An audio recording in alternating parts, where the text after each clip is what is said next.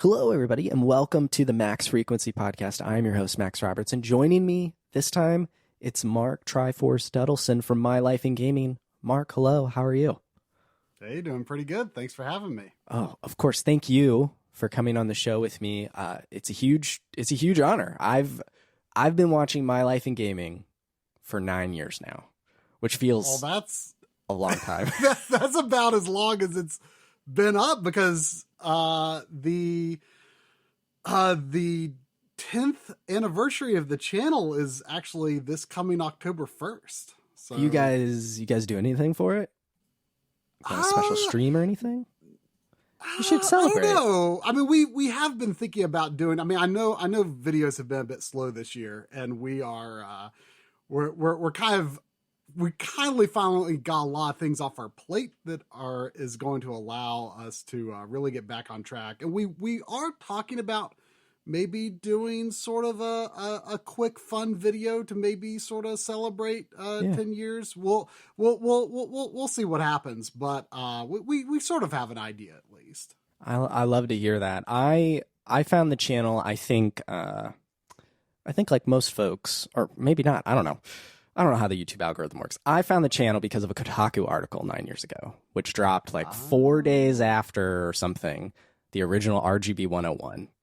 And I think like most people who watched RGB 101 learned about the FrameMeister and respectively had their minds blown that an NES could produce razor sharp pixels like that. Like it was always a blurry mess until I found out, through every upscalers and all that stuff through you guys. That's when I learned about it, which would have been like actually probably 9 years ago this week, roughly, I think is probably when the article went up. Yeah, I do believe it was August because it was just a bit shy of 1 year of the channel. It was August 26th of 2014 was the article. Okay, I just pulled it up. Yeah, we're like right in the ballpark. We're right there, yeah. I mean, we've definitely kind of become known as a tech channel, but that was never the intent from the beginning. Like, this was just like... In fact, when we released that episode, I don't think we had the RGB, like, 101 branding on it, because it was just like, hey, here's this really cool thing that we're excited to talk about. Like, this really made a big difference in how we play games, how we capture games, in a lot of ways led to us doing the channel in the first place, because we were just like, hey, we've got this really great way to record original consoles. I don't think a lot of people on YouTube are actually showing the original consoles in their recordings, or if they are, they're not showing them in as good a quality. So we just thought, we've got this capability to record, from, NES to PS3 and really good quality. We should finally, get off our butts and make a YouTube channel. I mean, it's something that I had thought about doing for a long time, but just wasn't really able to muster the willpower and energy to do it by myself. So, well, that leads me to, I guess, when you go back, I don't know if this is a new feature on YouTube, but now when you click on a channel's videos, there's a button to sort by the oldest, like just to go to the oldest videos first, which is actually super helpful to see all sorts of embarrassing things that I used to do on the internet, and I'm sure many other people.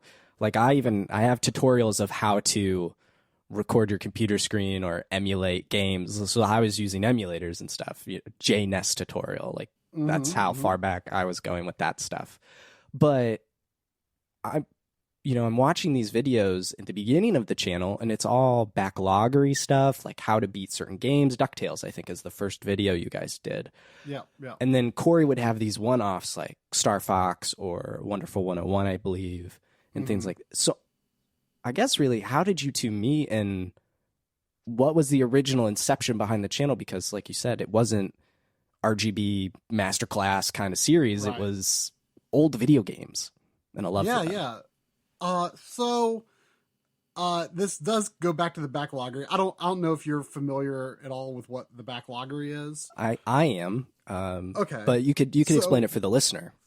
Yeah, so it's a website that me and a couple other friends founded back in 2007. For maybe about a year and a half up to that point, we had been doing this backlog tracking thing just kind of amongst ourselves. Kind of, we had like a few different systems for how we did it. We did it like through like just a shared blog, and then later we kind of started developing this system where I didn't really develop it because I'm not a developer, but you know, mm-hmm. I helped with ideas and some graphics and stuff. But yeah, we kind of developed this system for tracking like our game backlog. And we found it to be really rewarding and thought, you know, maybe other people would be interested in doing this too, because it was just kind of taking a look at our collections and being like, you know, instead of just like running out and buying another game, like I look at all these NES games I've never finished. Like I really want to do that. And it also kind of helped me to like develop kind of the grit to, you know, like get past some of those like infamously difficult NES games, like, you know, your Ninja Gaidens and your Battletoads and stuff like that. And it's like, hey, like I can do this. I can do this. Like I can, you know, as long as I have that motivation to just get like one more unfinished game on my shelf, it's like, I can even beat Battletoads like without cheating. Like that felt really good and really satisfying. So we got that site out in 2007. It's really ancient looking now. A new version of the site has been a long time coming. It did early on. Yeah, it did early on have a total revamp, maybe 2 or 3 years into it. So it doesn't look exactly like it did in 2007, but it's kind of a era of the internet that I suppose is already a little bit nostalgic, maybe. So yeah, it's dated, but the beta version for the new site did go up pretty recently, and yeah, so it's exciting that, you know, a new version of the Backloggery is going to be out there that will hopefully be more appealing for new people to join. But anyway, I mean, it developed a really great community, and we started streaming. And we still stream to this day on Monday nights. We started streaming in 2008, and you know that kind of also helped foster a community and just a really great bunch of, you know, mostly pleasant people. And Corey was just, you know, one of those people who joined the community probably 2008, I want to say, and I was probably aware of him by like 2009 maybe. And you know, we kind of just became friends because we both had, you know, our professions were in video production and video post-production. And, you know, so we had similar jobs. We sort of had some similar game interests. We were playing a lot of the same games at the time. So yeah, we just kind of got to be friends. Eventually we met up in person with a bunch of other people from the Backloggery community at a convention in 2000. Well, it might have been the year we started the channel, actually. It might have been 2013, 2012, 2013. Yeah, we were both kind of looking at the FrameMeister on these websites, this German website specifically, where this guy was reviewing like all of these like upscalers, and like most of it was like video file type stuff, and also like really expensive like stuff, like sold, like, you know, high end home theater stuff, you know, sold to like, you know, really rich people and things like that. And they weren't so much designed for games, but they were some of them did have interesting applications for games, but the FrameMeister was kind of like the first one that really hit this sweet spot of like, this works great for games, and yes, it's expensive, but it's relatively affordable. Like it had a really good like price to benefit ratio. It was about $300 around that time. It was. Yeah. I mean, the price fluctuated because it was, you know, sold in yen. Yeah. Oh yeah. So around the time we bought it was like $300.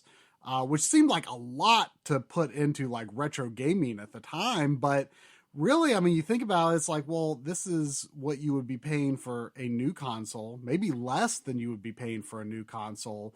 And if you are relatively serious about retro games, like it didn't seem that unreasonable in a lot of ways. So yeah, we were kind of looking over that, and eventually Corey took the plunge. I want to say it was like maybe spring that year, and I'm like, oh my gosh, like that's a lot of money you're spending on this thing that, like, we're looking at these screenshots on this German website, and it's like this can't even be real. Like, there's no way this actually works the way that it looks like it does. Like, you can't, the original systems don't output that quality. We know this, right? And then, he got it. He sends me the pictures, and I think, within a month I'd ordered my own. We started looking at other capture cards that were really good for the time anyway, like 720p, 60, HDMI, that was kind of a difficult thing to actually record at the time. Mm-hmm. And we were like, we've got this capability. We should, make a YouTube channel. And then, so we spend all this time like trying to get really good capture, or at least what was considered good capture for the time. And then immediately we just like record HD footage and turn it into VHS. Oh, that's right. Because it's styled after those old tapes. Right. So that was an idea that Corey actually had probably before like we even got our Framemeisters, and we're talking about that stuff, seriously about making a YouTube channel, because he was like, he like found some uploads of those Game Players game tapes, which he had a ton of nostalgia for. And yeah. I don't recall seeing those specifically myself back in the day, but I love the VHS aesthetic. I love, just campy cheese like that stuff. I love the idea of, it really also made me think of like NES manuals and stuff where like, they're always like kind of misinterpreting, like, what is this thing? Like they're calling it something weird that isn't actually what it's supposed to be, or they're using weird terms that sort of just don't make a lot of sense. Like the people writing the script and the people reading the script you can just tell that they only have like the vaguest idea of what's going on. And I loved that idea. I loved looking at these things like, what if you made videos like this, except it was for new games? Mm-hmm. And so that was when we said, hey, let's make a YouTube channel. It was kind of intended to be like, well, we'll do modern games, we'll do retro games, because we can record them all. And we just thought a good thing that might grab attention from the get-go would be these VHS tapes, because it's sort of just like this, like it's fun, it's easy to understand like what the joke is, what we're going for with this. We're playing it very straight, and we thought like, this stands a chance of getting some attention, and it did. Like that very first video was DuckTales Remastered. The game had just come out, and I think I'm trying to remember if it did get posted on like Kotaku or Destructoid or one of those sites. It got retweeted by Way Forward. Okay, which was really cool. So yeah, that was really cool. Like I think we were like, yeah, this turned out well. Like it definitely got more eyes on the channel early on than it would have if we just uploaded something else. Like it was just sort of a high concept thing, as you'd call it. That's just like funny and people want to share it.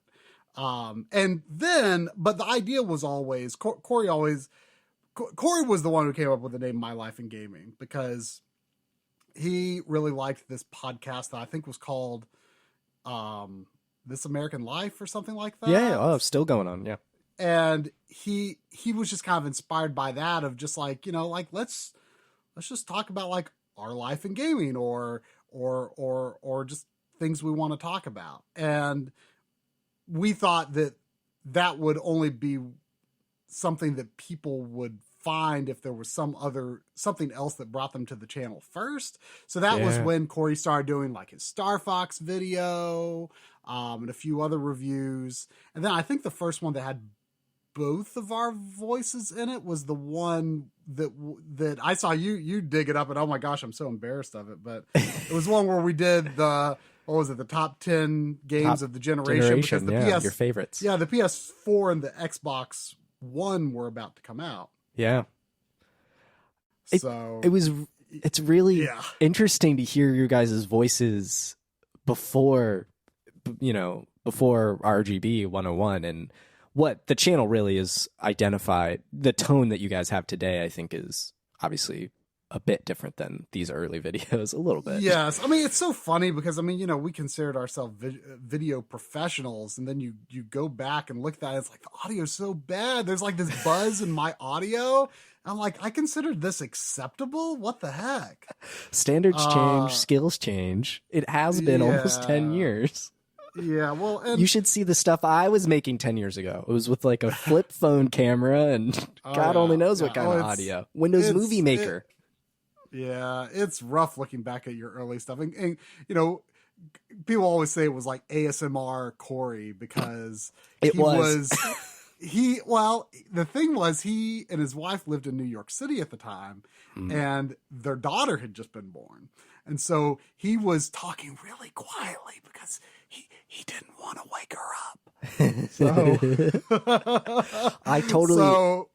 We just had a daughter a year ago, and before we bought this house in May, we were in an apartment, and my office was in her bedroom, and I wouldn't record while she was sleeping. Obviously, that would never work, but you know, she'd be asleep in the other room waiting for me to finish and be like, "Hi, everybody, how are you?" Yep. So I totally get don't wake the baby while recording. But now I have a whole separate building, so I can be as loud as I want, I suppose. Nice. It's very nice in here. I'm very happy. It's kind of just a little crazy. I've talked about the time and stuff, but you've said that you and Corey, your backgrounds, your jobs. Is all this stuff your job now, or do you still do you have a 9 to 5? I have a 9 to 5. I mean, Corey does have. I mean, we've gone like back and forth over the years of like, when we started the channel, we both had full-time jobs, and then went several years without. Corey did pick up a remote job, but he has a whole lot of freedom and flexibility with it. Sure. And I've taken on other work along the way, mostly freelance type stuff, but it's it's not like you make a ton of money doing this stuff, but I can make it work. It's I have very narrow mental bandwidth. I can't like juggle a lot of tasks at once. I'm not a multitasker. I work best when I can just like focus solely on like one project at a time. So I find myself working best when I don't have a lot of other distractions. But I've taken on freelance work with various game companies here and there. Editing trailers and stuff like that. Cool. Well, I'm curious then how you guys kind of were doing remote work before it was cool. Yeah. I mean, for this long, the two of you have not lived in the same state. You kind of guys in the East Coast, Northeast. I guess Corey's now in like Kentucky or something. So he's Cincinnati area, but he is in Kentucky. I always tease him because he's like, whenever people ask where he's from, he's like, "Oh yeah, I'm from Cincinnati," and I'm like, "Come on, dude, you live in Kentucky, just own it." Just embrace it.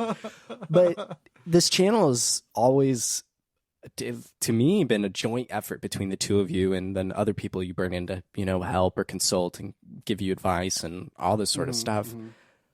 How has that process worked and evolved over the years, the two of you working together? When is it when is it? I'm gonna do this video, Corey. You're gonna do that one, or this is one we're gonna team up on, like a RGB. Right. I mean, it generally just kind of depends on, like where our interests are with the video or who has access to what hardware. It's that does surprise people that it's like, oh wait, you guys don't live near each other. Yeah. I mean, it's not so far apart that, we can't visit, when we want to, I mean, it's only about like an 8 or so hour drive. Yeah. But yeah, I mean, we've always used Dropbox like that. That is like, has always been just really consistent for syncing files. And it's just like, hey, like, can you get me a B-roll shot of this? And you just put it in Dropbox, and then, sometimes you just edit straight out of Dropbox, right? Like you don't even like copy it anywhere else. Like, that can be a very efficient way of working, especially when you're like trying to get something done quickly and you're like, oh, I don't want to copy this. I'm just going to edit out of Dropbox. I always found Dropbox worked better than Google Drive for that kind of purpose. Like syncing always seemed a little flakier, but Dropbox has always been good. But we do have like a network access storage that lives in Corey's house. That's not quite as good for syncing stuff. It's a little slower, even though he's got like really good fiber internet. I don't have that option here. But it, that works. So yeah, we just, oftentimes we will provide a lot of support for whoever is the editor for that episode, or if they, if they're like the only editor on that episode, the other person will provide as much B-roll as they can, or as much, we like to call it G-roll, like direct capture gameplay footage. We just call it G-roll for like game. So that's just become our term that, we've kind of spread that among a few friends that they understand what we're talking about when we distinguish between B-roll and G-roll. B-roll was shot with a camera. G-roll is direct capture. Gotcha. I like, because your videos are full of the A, B, and I guess G-roll as well, because you've got those the slider shots all the time. Yes. You guys are always sliding that camera. I love it.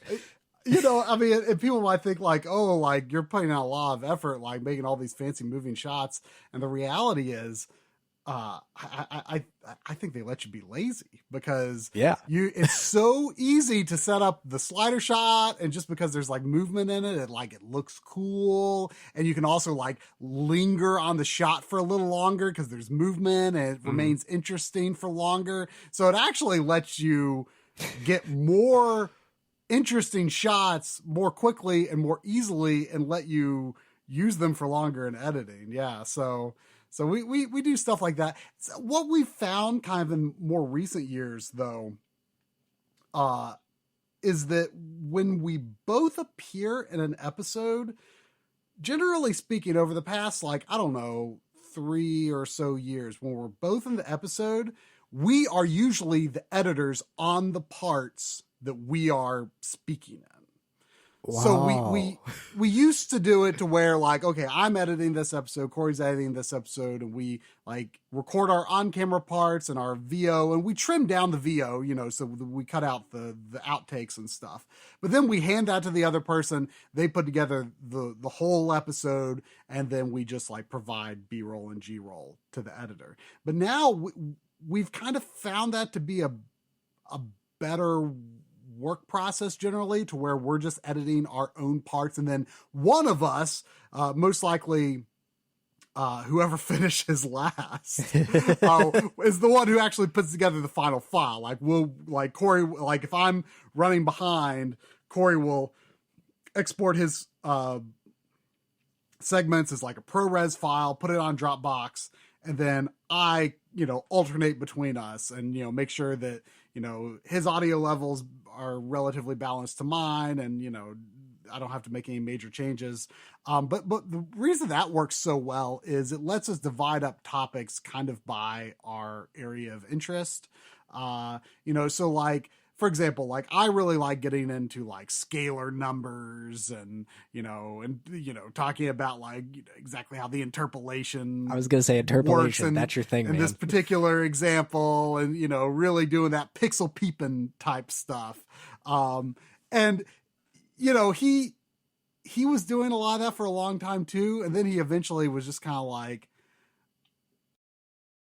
I feel like I'm pretending to be you when I do this, you know, like he's writing it like I would write it, but then he never feels like he wasn't feeling like he quite got it right.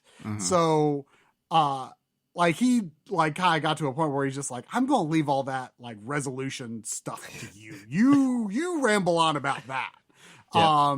But then on the other hand, like he's so much, there's so many things like, you know, he's so much more knowledgeable about like flashcards and, like save files. I was going to say, like I'm looking at his save card video stuff right now. And I was, what was it? I was watching your stream Sunday, cause you guys stream every Sunday night. And the mem card, PS2 was mentioned. He was like, it's an instant pre-order. And I was like, yes, it is. Oh yeah. Yeah. And he's so much better at like, you know, paying attention to like firmware updates and like news and stuff that's like coming up and, you know, retro gaming and stuff. And so he's like usually more aware of like new features and new products and things.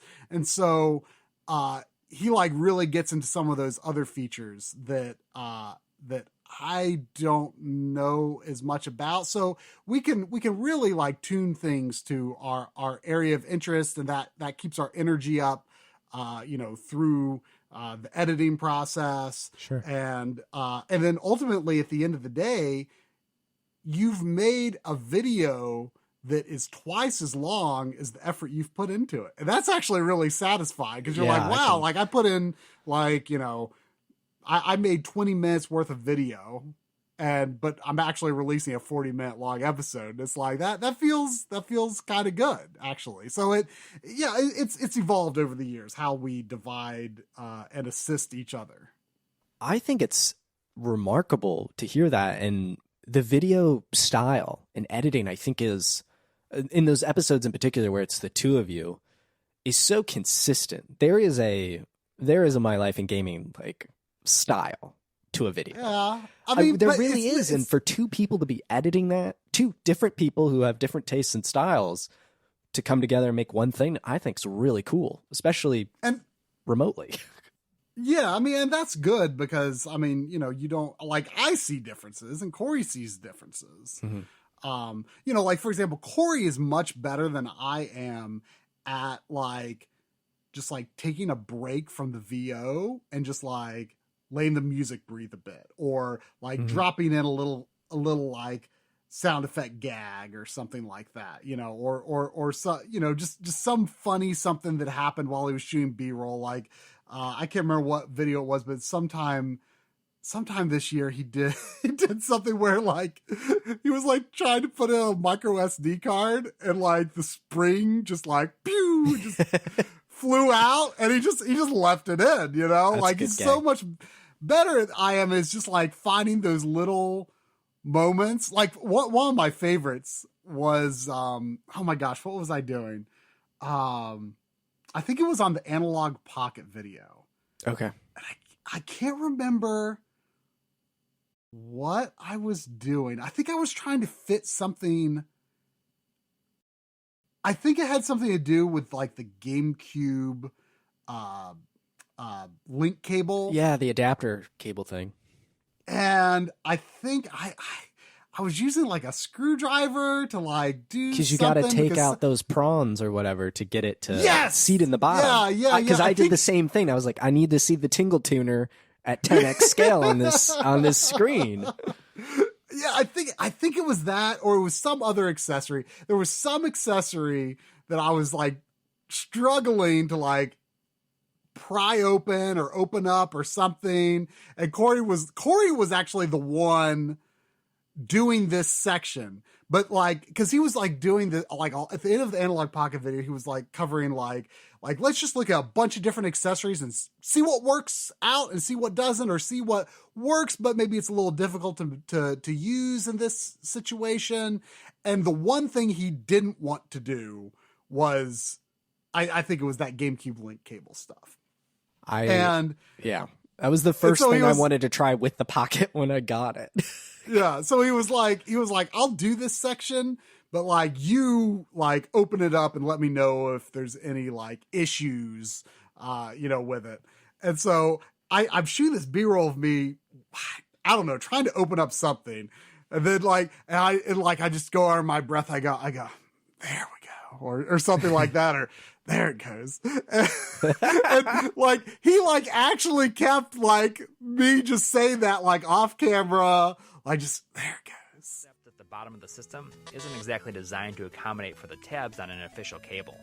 But if you take the screws out, then you can pry open the shell with a little force. It was the funniest thing. Like, I was just dying laughing. And I would have never thought to actually include that in there. So like, there's differences.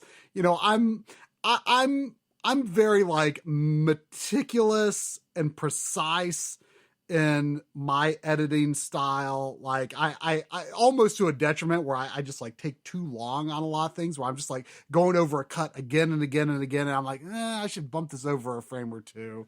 I overthink those things a little bit, but ultimately it all comes together in one way or the other. I love it. It's so good. I sent you what I tweeted out forever ago. I see it. It's so. I wish the dock had the link cable port in it. Like, I feel like that was a total miss.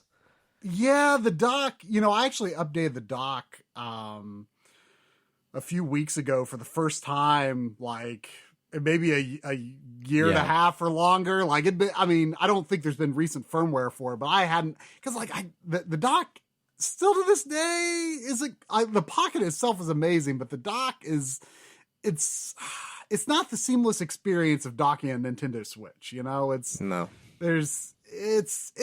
dock is okay, but it's definitely not my preferred way to play Game Boy games on a TV.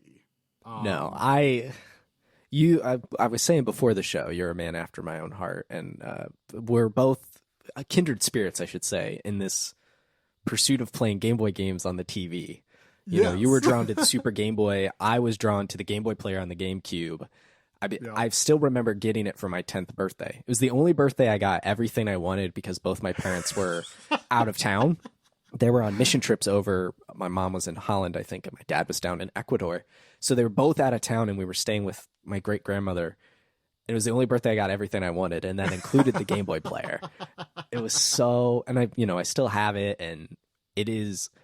And then again, thanks to you guys, I learned about GBI and the GCHD mods and stuff, and it's like, oh my gosh, it looks so much better now. Yeah. Oh, I can't. I really need to get around to testing GBI on the RetroTINK 4K. Oh my gosh. I tend to use the GBA consolizer just because it's just ease of use. You just plug it in, you turn it on, use a Super Nintendo controller, not a lot of fuss to it. GBI, it's incredible. GameCube stuff moves so fast. Like, it GameCube is homebrew, wild lately. Yes. It's nuts. It's a very healthy development scene.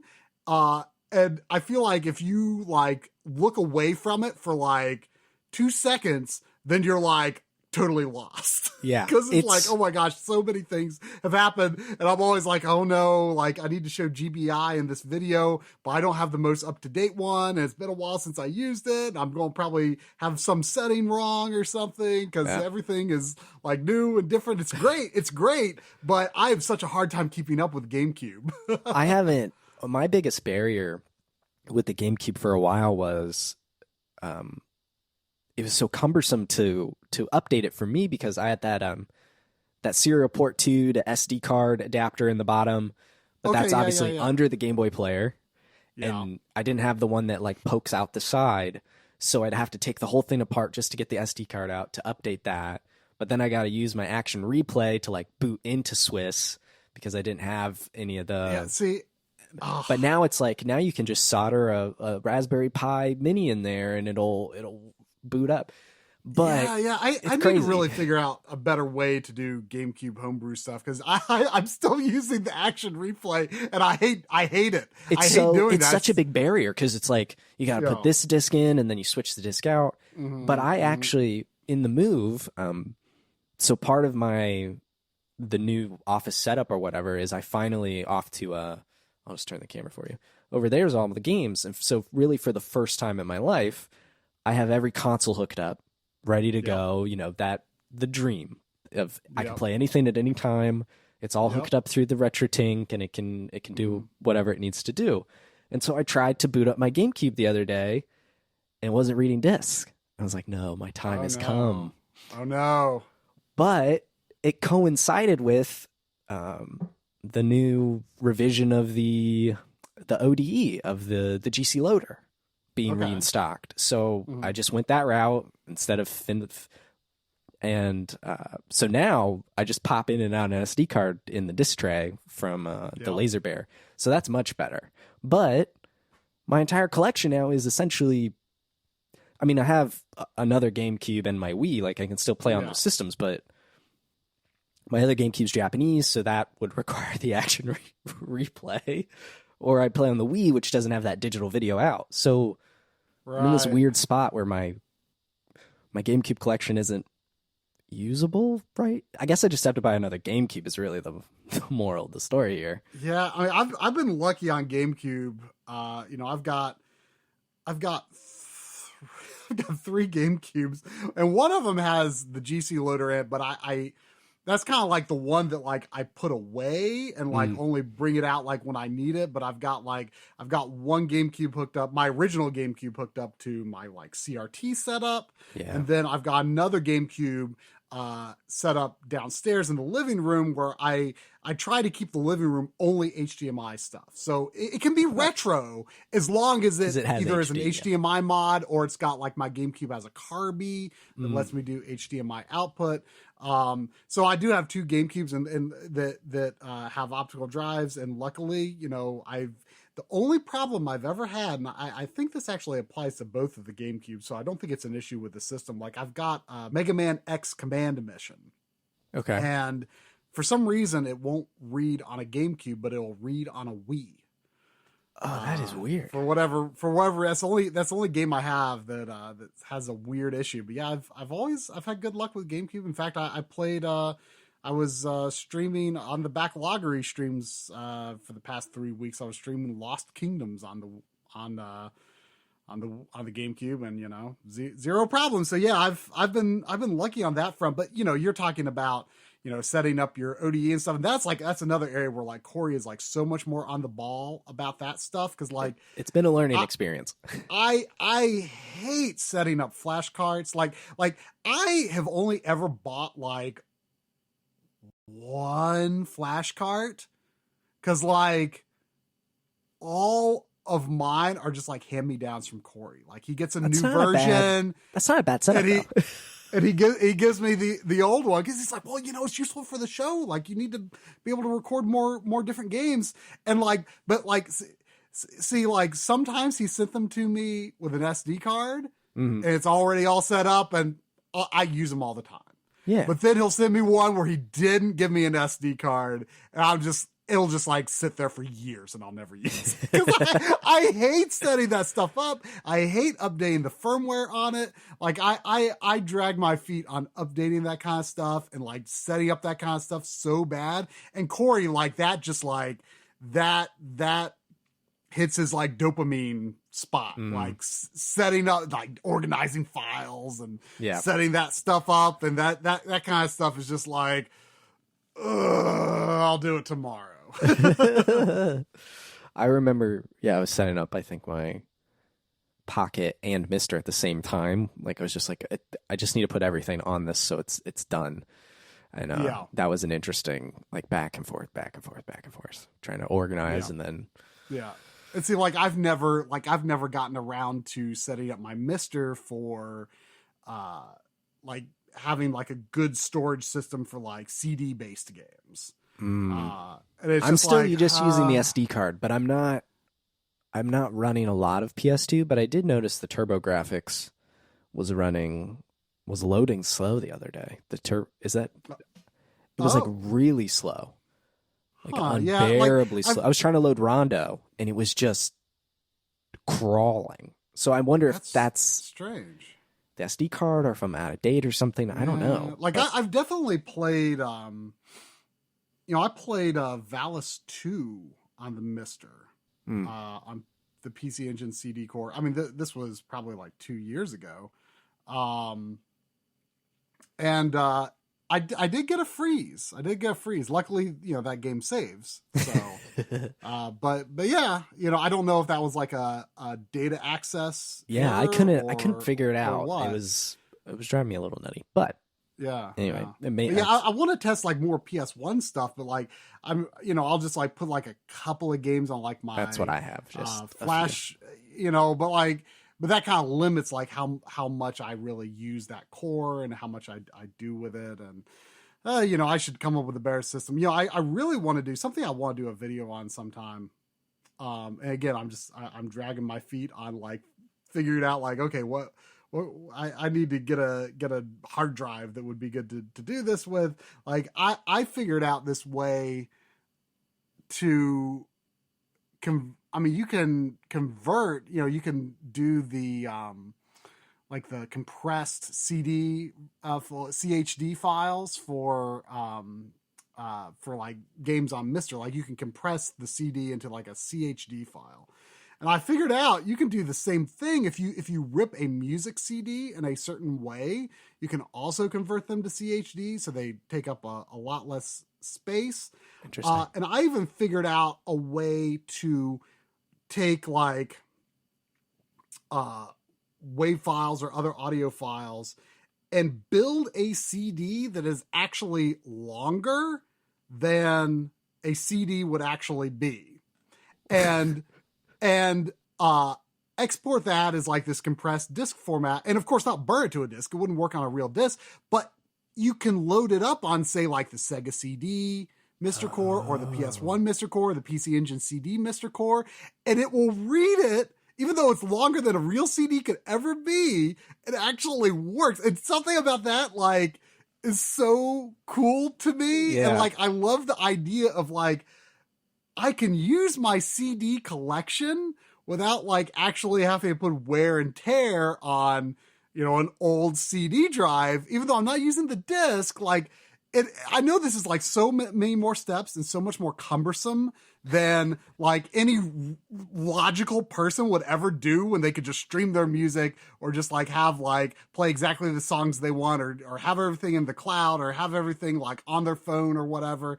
But like, I love the idea of using my CDs, even though I'm not using my CDs, or building like custom CDs that can run in like a Sega CD core. Like that's really cool to me. And I don't know if I might be the only person in the universe that thinks that's cool, but like, I'm like, I legit want this to be like my new way to play music. And I just need to get around to like ripping all my discs and storing them in this format. Cause I don't know. I think I just think that's really cool. And that's what I always like to say when people are like,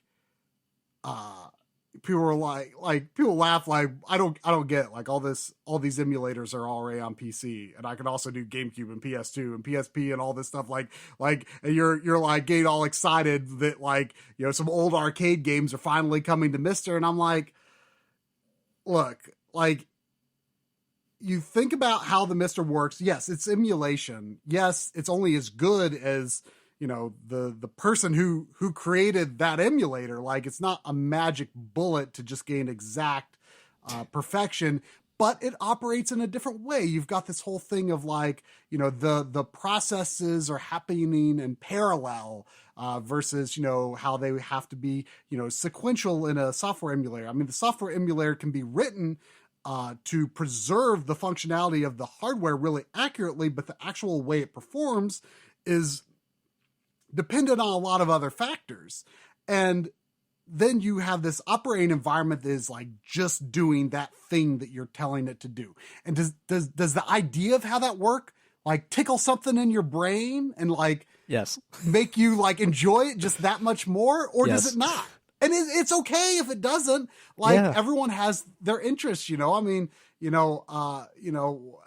My friend who is the owner of the Backlogger, we stream together every Monday night. I'm like original hardware using my real carts, real discs, and he's like full on emulation. He loves organizing his emulator setup, loves customizing it and stuff. And he's a programmer. Like that kind of stuff is interesting to him, like customizing it, really making it his own. And like for me, like I just think the hardware side is just it and the interface of the Mister, like it appeals to me more. And like either that tickles something in your brain and makes you enjoy it more, or it doesn't. And at the end of the day, it's, no one needs to be saying like, oh, this way is better. Oh, that way is better. Why don't you just do this? You should just do this. This way is better. It's cheaper. It's free.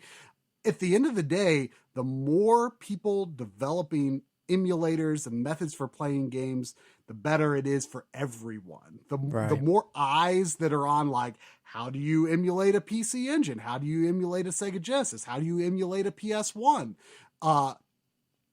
Developers on both sides of software and hardware emulation have come up with things that have fixed things in the other type of emulation, and so that it benefits everyone. Just for there to be more people interested in creating this stuff and more people interested in playing this stuff, whatever reaches people and whatever puts more information, more accurate information and more documented information out about these consoles, it's a win for everyone, whether that is your chosen method of play or not. Yeah, my draw to things like the Mister or an analog console or, anything like that is something in my brain goes off when it hardware emulation. Like to me, that I want that accuracy, but I can't necessarily get that in software every time. And so the thing that tricks in my brain is hardware emulation. It's still emulation. But on the other side, software emulation lets you do things that you never could do on real hardware. Like one thing I tried was a few years ago, I got one of those PS3 3D TVs. So I suddenly have access to 3D, right? Well, of course, the first thing I try is not my PS3 and a 3D game. It's I run, I hook up my computer to it and run the Dolphin emulator and put Metroid Prime in 3D because originally they were like, what if we could do 3D on the GameCube? And, the concept was Metroid Prime could maybe have been in 3D, and Dolphin allows you to spit it out that way. So it's just, they both have pros and cons, and it's just, how do you want to play the game? Really, the important thing is, are you actually going to play the game? Yes. Don't just sit there with everything and I can play this. Well, to actually play it would probably be better, I think. And just play it in the way that's the best, what you prefer, easiest to access. Because, Mr. prices these days aren't cheap either. No. Especially, it's crazy. It really comes down to, some people might get a lot of satisfaction from mods and stuff like that on like PC games. And I remember, when Skyrim came out, like I spent an entire day just trying to make the graphics just that much better. I was really annoyed by how the shadows looked and stuff. And I was like really annoyed by myself by the end of the day. I'm like, I wasted an entire Saturday that I could have spent playing Skyrim, and I was playing Skyrim, but I wasn't playing Skyrim, right? This is back when it came out. And that I like playing games on consoles because I like to get the best experience that I can with that console, but there's also kind of this limitation to it that just is like, well, I made this as good as I can get it, with the relatively limited controls available to me to do so. You just accept it and you play the dang game, right? And, a lot of people are like, oh, well, you're like messing with all this stuff on scalars and stuff. But it's just like that stuff is really relevant to my interests. And also, I feel like there's only so much you can take that as well. Like when it comes to like you're not modding a PC game, or even just changing the normal settings of a PC game, like you could just go on and on and on and on forever. Yeah, you're not waiting for pre-compilation shaders to load in on your RetroTINK, while also maybe loading in mod packs and putting Thomas the Tank Engine in Skyrim. You know, it's just you're just tweaking, which is cool. That's just not where my area of interest is. Same place. Before I do want to talk more about the Mr. and FPGA stuff, but I want to go back to my life in gaming really quick. Yeah. And I'm curious about your research process, because your videos are clear, concise when they need to be. They really break down some complicated, things, especially those early years with like C-Sync and Sync on Luma and all this. You really break down complicated information in a way for anyone really to watch and understand if they're willing to watch and put in the time. But you have to learn that stuff first. And now the world is so much larger, right? Now it's HD mods for systems that are doing their own scaling, or scan lines now. Slot mask, I feel like, have gotten really big in the last year. Oh, yes. And, what is that process like to you? Are you just going to Retro RGB, asking Bob, saying, Bob, tell me how this works? Well, I do ask Bob I go there all the time. I mean, I always like to say that I'm dumbing it down to my level. When I set out to make a video, it's not because it's like, yes, I know everything about this. It's like, I want to learn more about this, and making a video is the best way for me to learn this. So that reminds me of your Game Boy IPS video. I feel like that's exactly what you're talking about. Yeah, that video is definitely a very clear example of that. Boy, I hated making that video. But it ended up being interesting. Would the LG C2 video be any better? Well, that seemed very frustrating. I am so glad I did that video, because I wouldn't have put the C2 through all the tests that I did. Yeah. To make me come to the conclusion that, wait a second, while I can still exchange this for an LG C1, I should do it. If I wasn't making the video, I would probably have not discovered the issues that I discovered. The timing on that video was so crazy, because I had just, maybe at the most a month earlier, had just bought a C1 because my C9 had some dead pixels and was under warranty. And Best Buy was like, we'll just give you a $2,500 credit and you can keep the C9. Wow. I don't know how I got, so the C9's inside and it just watches TV, because really, I'm telling you, 3, maybe 4 dead pixels. Nothing crazy. So I got a C1, and then you put out a video and I was like, man, I missed the C2. And then your conclusion was buy a C1. And I was like, yes. Yeah. Well, I want to say like less than a week after we released that video was Limited Run Games opened their retail store. Oh, yeah. And, I live like 2 hours from there, and we're like, we should go to the store opening event. And Corey and I had actually just got new cameras, and we were like, this would actually be like a good environment to just like do some, just casually test, our new cameras, like not do anything that really matters a whole lot, but just like, it's just a good place to do like a test run of our new cameras. Sure. And so we offered, cause we know the people at Limited Run, we're just like, hey, we'll shoot some B-roll for you. And so we were going around shooting B-roll, which was nice because it lets us go in and out of the store freely, cause there was a massive line, like, cause they were only letting so many people in at a time. So, it kind of had perks of, we got to go inside the store to shoot B-roll. But anyways, we were like going down that line and shooting B-roll. Like, no kidding, that day, less than a week after that OLED video came out, there were probably like at least 10 people who said, I bought a C1 last week because of your video. Yeah. I couldn't. You should have been getting commission, man. I couldn't believe it. Like less than a week later, that many people in that one location told me that they made a major television purchasing decision on something that I had done less than a week ago. Like that was a really surreal experience. That's so cool. But back to the research part of it, because I like what you were saying about you're interested in something, you want to learn more about it. So the way to do that is to go out and make this video. Right.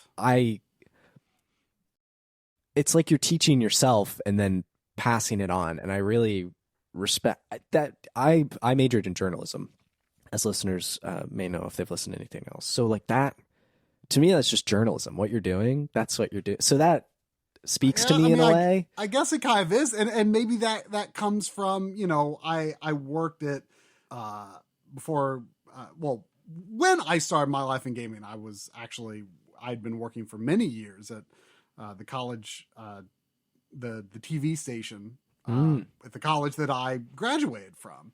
And at one point, my boss became, they brought in a new director of marketing and communications, and he happened to be, he had been a TV reporter for, many, many years.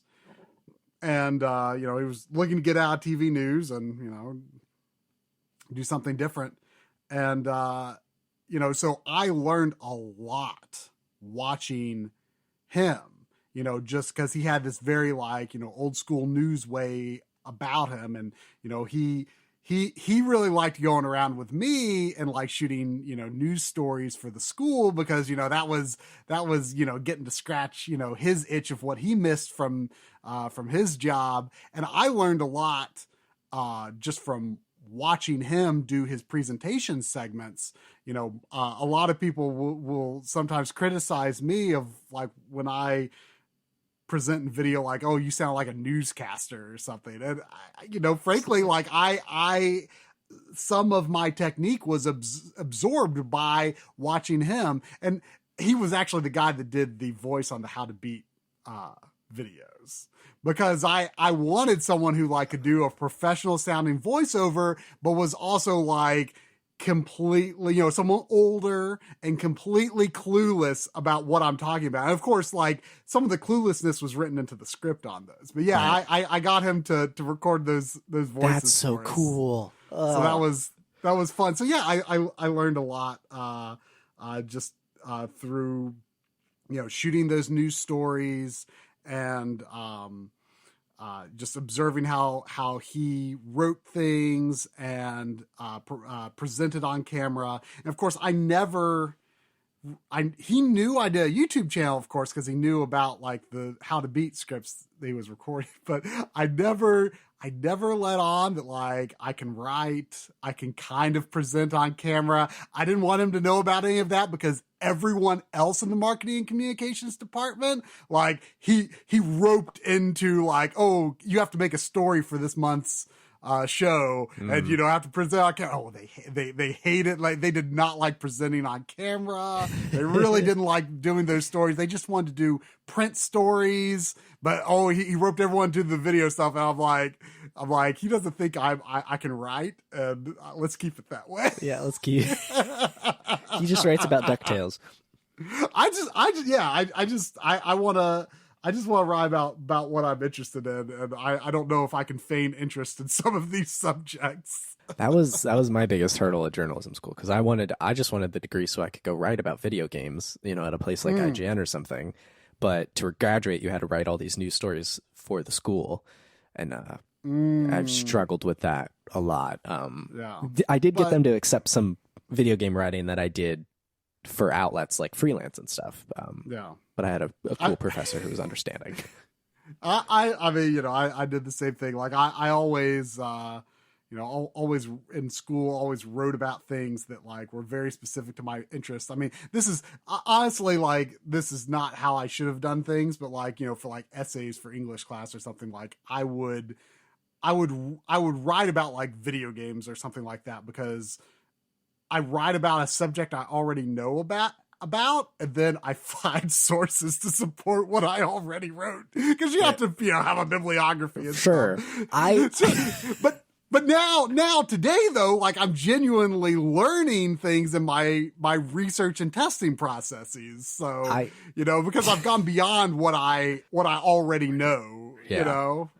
I've in high school I had to give a speech, and this is like 9th grade, and I'm terrified of public speaking at this point. And now it's ironic because I could talk to a crowd of I don't know how many people and be totally fine.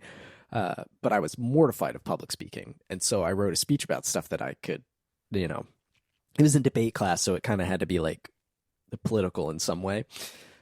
So I chose like what is a patriot, but I wrote about Boss from Metal Gear Solid 3.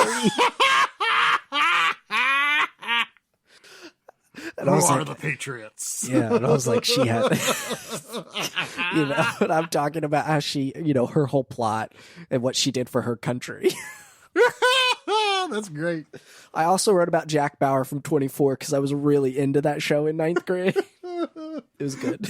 My biggest thing was doing like this major English research project on Homestar Runner. Homestar was a massive influence for me.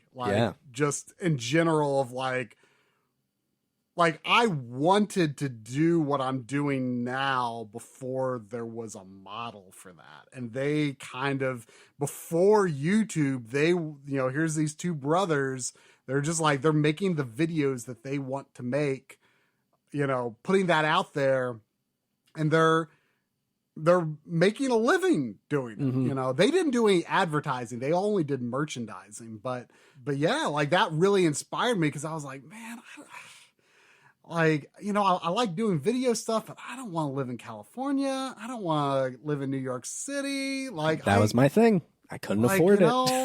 I just want to live where I'm used to. I don't, and like going into video games, like at the time, like American video games, like especially on console, were only like kind of just starting to come into their own. Like, I feel like at that time, like Japanese games were still like leagues and leagues and leagues ahead of Western developed games. I mean, on PC, it was kind of a different matter, especially people who grew up playing on PC. Like there's a lot of like classic stuff that like me is not being so much of a PC gamer. It's like not really my style of game, but there was a lot of really well done stuff on PC from Western developers, but especially on console. I feel like not all, and especially from Europe, I feel like Europe had a lot of really good developers, even on console, like back in the early 2000s when I was in college. But I was just like, man, like if I go into video games, I'm probably going to be making games I don't like.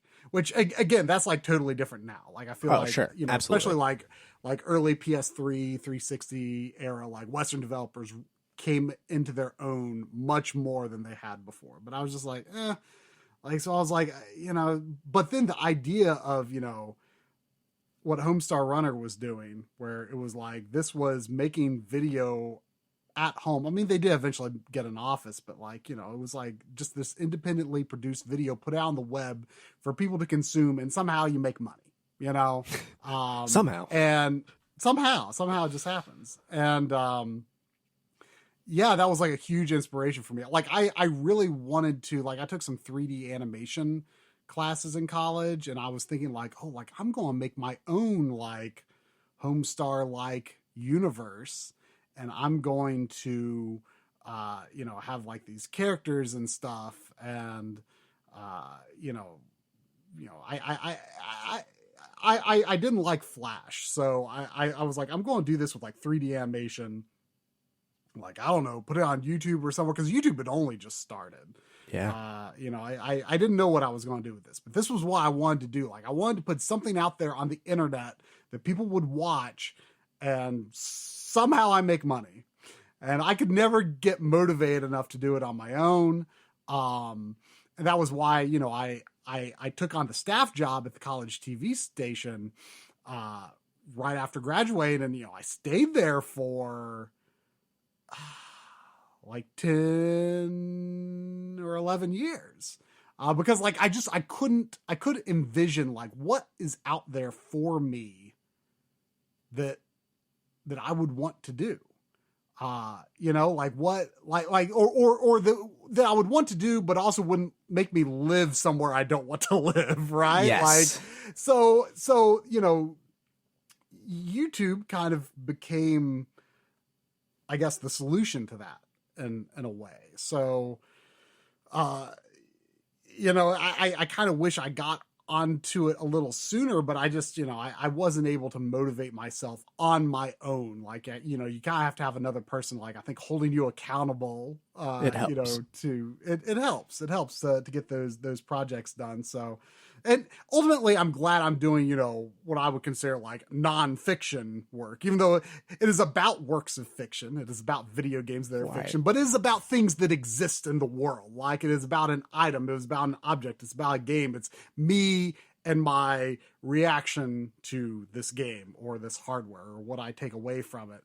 And I kind of take that to be like how I always like tried to be like artistic and stuff, like, but I was never that good at painting. My drawing skills like definitely deteriorated over the years. I was always better at photography, right? I've always been better at like looking at something that exists and then doing something creative with that, so photography and videography. And then, ultimately like, looking at video games or looking at video game hardware, looking just using it's creative in a way, but it's, I don't know. I'm glad that I fell into that rather than the original thing of what I wanted to do was like follow this like Homestar Runner type thing. Cause I'm not clever enough. I'm not witty enough to like come up with the kinds of stuff that they did. I'm not so much creative in that way. So that would have been a mistake. I'm glad I ended up going in this direction.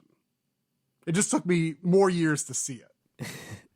I really, really relate to what you're saying because I just, for the longest time, it was, I want to go out and write at IGN. I want to write at these big video game websites and I just want to do news and podcast and things like that. And, I started podcasting back around the time Brawl was coming out. So that 2007, 2008 time period. And I was inspired by Show Me Your News.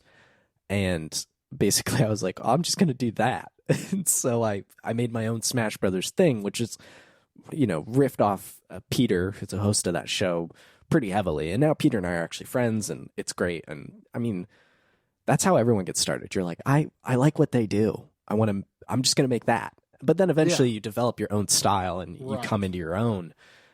But then that turned into, well, I can't move out to California. It cost $1 bajillion just to live out there. And in college, I had met my would-be wife at the time. We got married at the end of college, but I had met her and it was pretty clear that was what was going to happen between us. And I was like, it's not just me anymore. I can't just move, make a decision like this by myself anymore.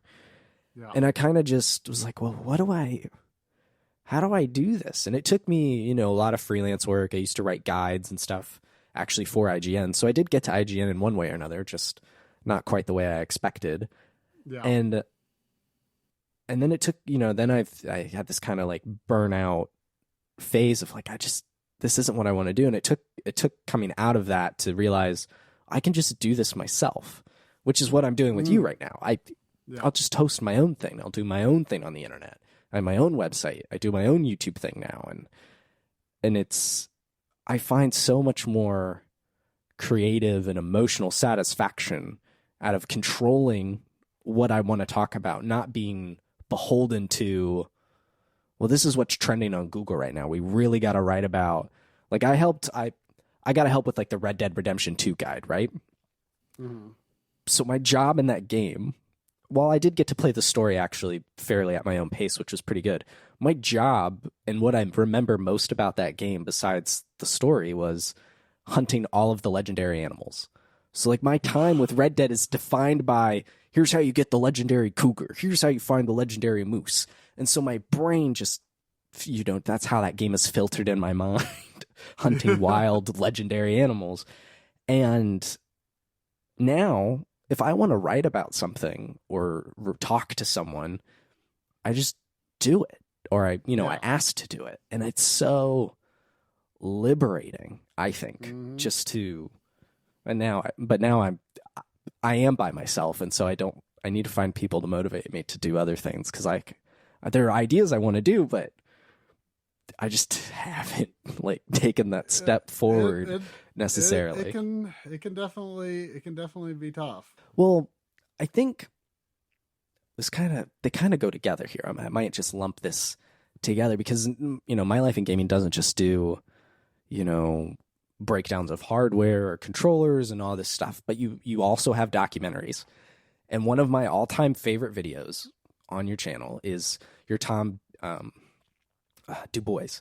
It's not Dubois, it's Dubois. Your Tom Dubois video, The Man Who Drew Konami.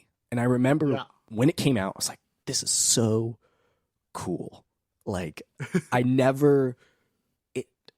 your brain processes are like, yeah, someone drew this, right? Like someone drew this Castlevania art or this Teenage Mutant Ninja Turtles art. But it never occurred to me that it was actually, like there's a story behind this person. Yeah.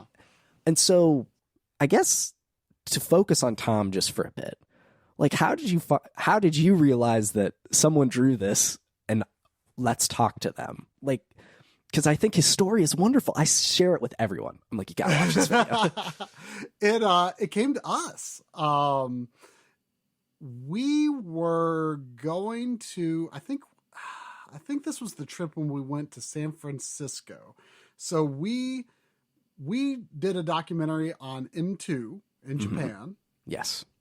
And we wanted to have the guys at Digital Eclipse be part of that. So we have a little bit of Frank Cifaldi and Mike Micah.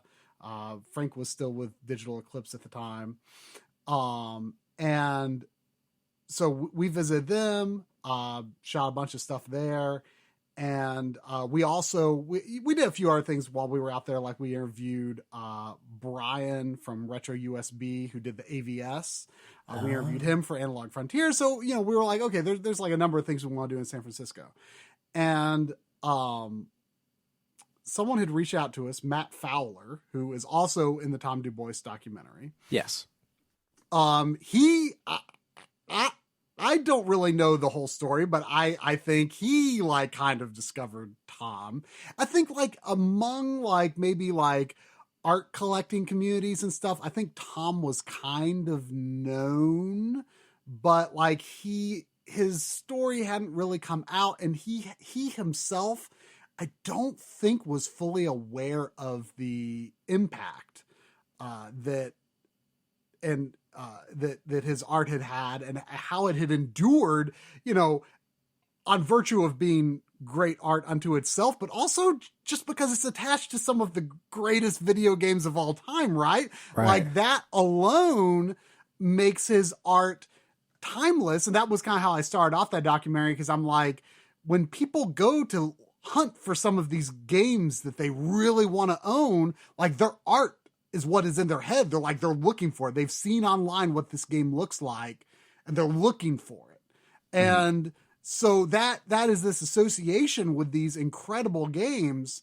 But anyway, yeah. So Matt Fowler, like he wanted to do some projects with Tom, and he was also really into the retro hardware and RGB video and stuff, so he was aware of our channel, and he reached out to us saying like, hey, like I can get you access to this guy. And so I was very much unsure. Corey was the one that had coordinated with Matt and everything, and I was really unsure if this was really going to be like all that interesting or anything. I didn't know. And so we went out there the day before we shot, and met up with him and, went out to dinner and, just, had a good conversation. And, Corey was like, it felt like you had a really easy time talking to him. So like, I think you should take the lead on this. Mm-hmm. So, cause we just went in like really not knowing what to expect. Like, is this going to be much of anything or not? So I don't think I explained this part of the story, but yeah, this was kind of like on the way home from San Francisco. It's like, well, we'll make a stop in Chicago and see if this is anything. Yeah. So yeah, it was very unknown. And so we got there, the next day to shoot. We shot a ton of B-roll just like on his dining room table. He pulled out all of this work, and we just kind of tried to get an understanding of like, what his career was and what some of the stories were. And, and then at the end of the day, we shot his interview, and, it turned out to be so much more than I ever could have expected. I think he had an interesting story, and it also was so obvious, like how much it meant to him to realize, like, here's something that I'm remembered for. Like he thought all this Konami stuff was just another job, just another marketing gig. And that would, it would be forgotten as much as, a painting he did for, some jelly, or hamburgers or whatever, there was a lot of that kind of stuff. But he did a lot of really amazing stuff. And so, it turned out to be a really good story. And, I was really motivated to get that together really quickly. And, the response to that video is possibly the most overwhelmingly positive to any video we've ever released. But the catch is comments were just so many comments, so many positive comments, relatively fewer views. Right. Documentary stuff on YouTube seems to be a bit of a hard sell. Which is so disappointing. It is. It really because is. There's so much potential, right? Yes. It's the biggest video platform on the internet for sure. Yeah. And you can really tell really amazing stories on there. And I think that's why stuff like Atari 50 is so successful, because it tells the story of the games within the game. It is right. It is the documentary playing on a game console, an interactive documentary. And I think when people are sitting down in that context, they're more open to documentary content.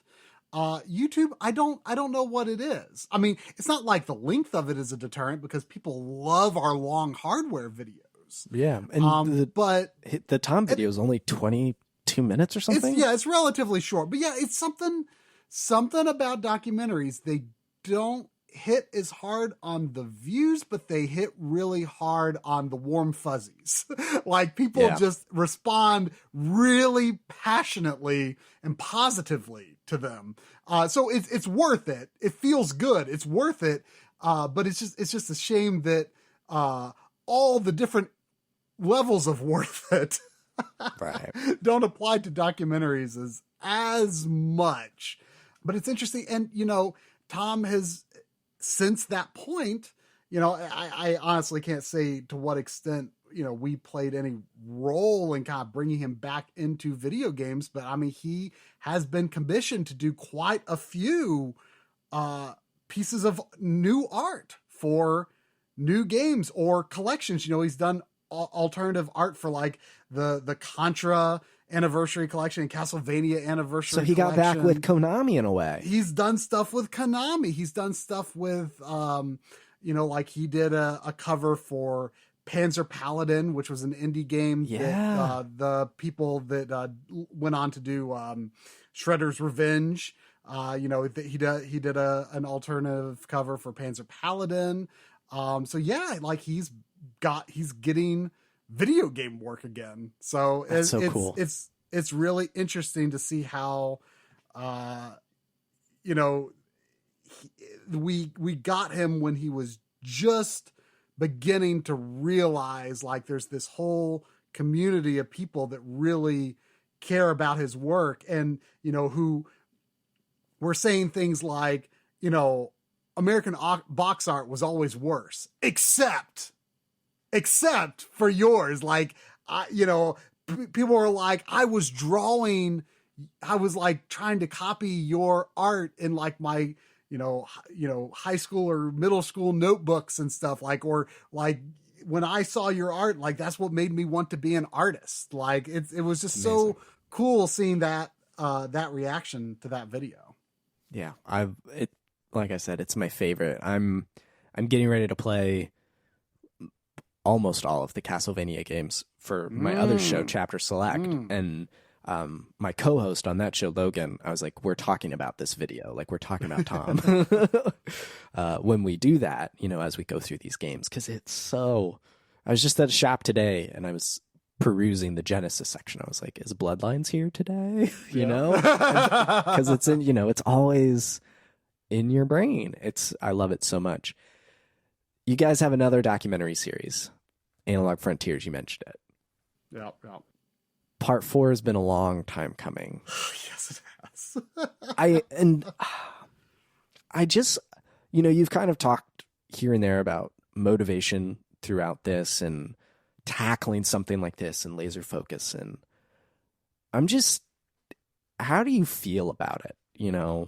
Guilty. I say, finish the video when you finish it. I want you to feel good about it. I want you to put out what you want to put out. But I'm just, where are you at with it? Because it's creating stuff is hard. Yeah. Well, and like work outside of MLiG also picked up like a lot over the past year. And I've finally like just now, as we're recording this, like just now gotten back to a place where like I can put like basically almost 100% of my focus back into it. Okay.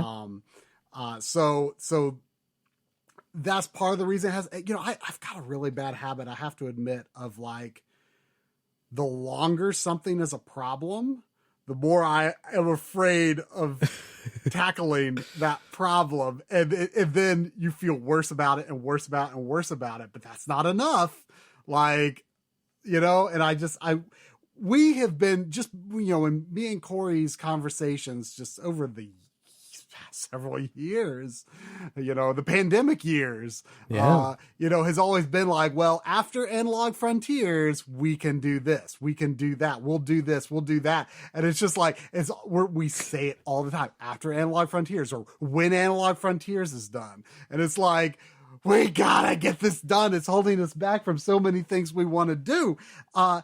And, the enormity of the project, just is intimidating. And it took, from when we first shot those interviews, it took a while to actually start building those scripts and figuring out, okay, what's the story here? What story do we want to tell with this? And, parts, 1 and 2, actually started coming together pretty quickly. Part 3 took a little longer. Part 4 and 5, I think one of the main flaws was we had themes that we wanted to explore across the two. And I always knew like neither of these are going to hit and be as interesting to people as what was in the first 3 parts. And, eventually, actually just this year, Corey said, and of course, it was delayed because of, working on freelance projects, working on other videos that came up that seemed like priorities. And also just being on the back burner because it's like, I'm so afraid of this. It's so daunting. And it should not have gotten that way, but it's how it happened. But Corey was like, why don't you just make one part 4 and just do things that you wanted to do in both of those, in a singular final part 4.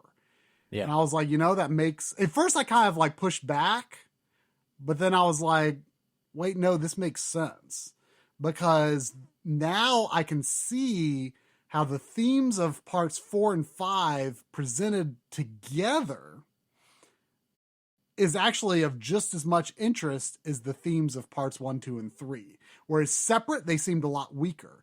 Together, they're much stronger. And really, we had the same realization when we were making part 3. Because, Evan Amos, who is the photographer who every single Wikipedia game console entry, or at least every single one that's a good picture, which is almost every single one, is his photo. He's made this his life's work to document and continue to keep updated and, as much visual information as possible about these consoles, what they are on the outside and the inside and from every angle. When we went to New York City to shoot, for example, we shot an interview with Bob for Analog Frontiers. We shot an interview with Jose, which was actually kind of a spur of the moment thing. Evan was a totally separate thing. Like, Evan, believe it or not, was actually the first documentary idea we ever had. Oh, really? Many years prior. We were like, the guy who's making these Wikipedia photos, like, because he did like a Kickstarter for his project, for the book, right? Yeah, I actually didn't realize at the time that the book was part of it, and we actually happened to do this just when he started getting the first proofs from the publisher. Oh, wow. And I love that book. Yes. Oh, it's incredible. And we shot that as a completely separate documentary, and it was just going to be him. And when I was working on Analog Frontiers Part 3, when I was sorting the sound bites and coming up with the script and everything, I was like, you know what? Because we had shot the Evan documentary and it was kind of sitting on the back burner. It's like, we got to do something with that. And I was like, what if it was just part of Analog Frontiers? Like, is there any reason it couldn't be? Because I thought, his work is actually like probably the largest reach of anything that has to do with original hardware. Like, what is this original hardware? He has at least captured the visual of what is this original hardware. That's most people's only frame of reference for some of this older stuff at this point. And I thought this episode is about preservation.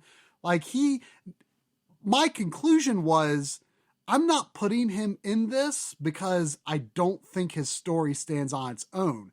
I'm putting him in this because I think his story is elevated by being a part of something bigger. Yeah. And so I thought that was the right call there. And, he had actually kind of been off the grid a little bit for a few years. And we were like, kind of worried, like, is he doing all right? And, when that episode came out, he actually had no idea that was coming out and that he was in it. And he actually tweeted that very day, like, hey, I'm still around and I'm working on this and that. And then when we went to Retro World Expo, the first, I guess it was 2001. It was late 2001.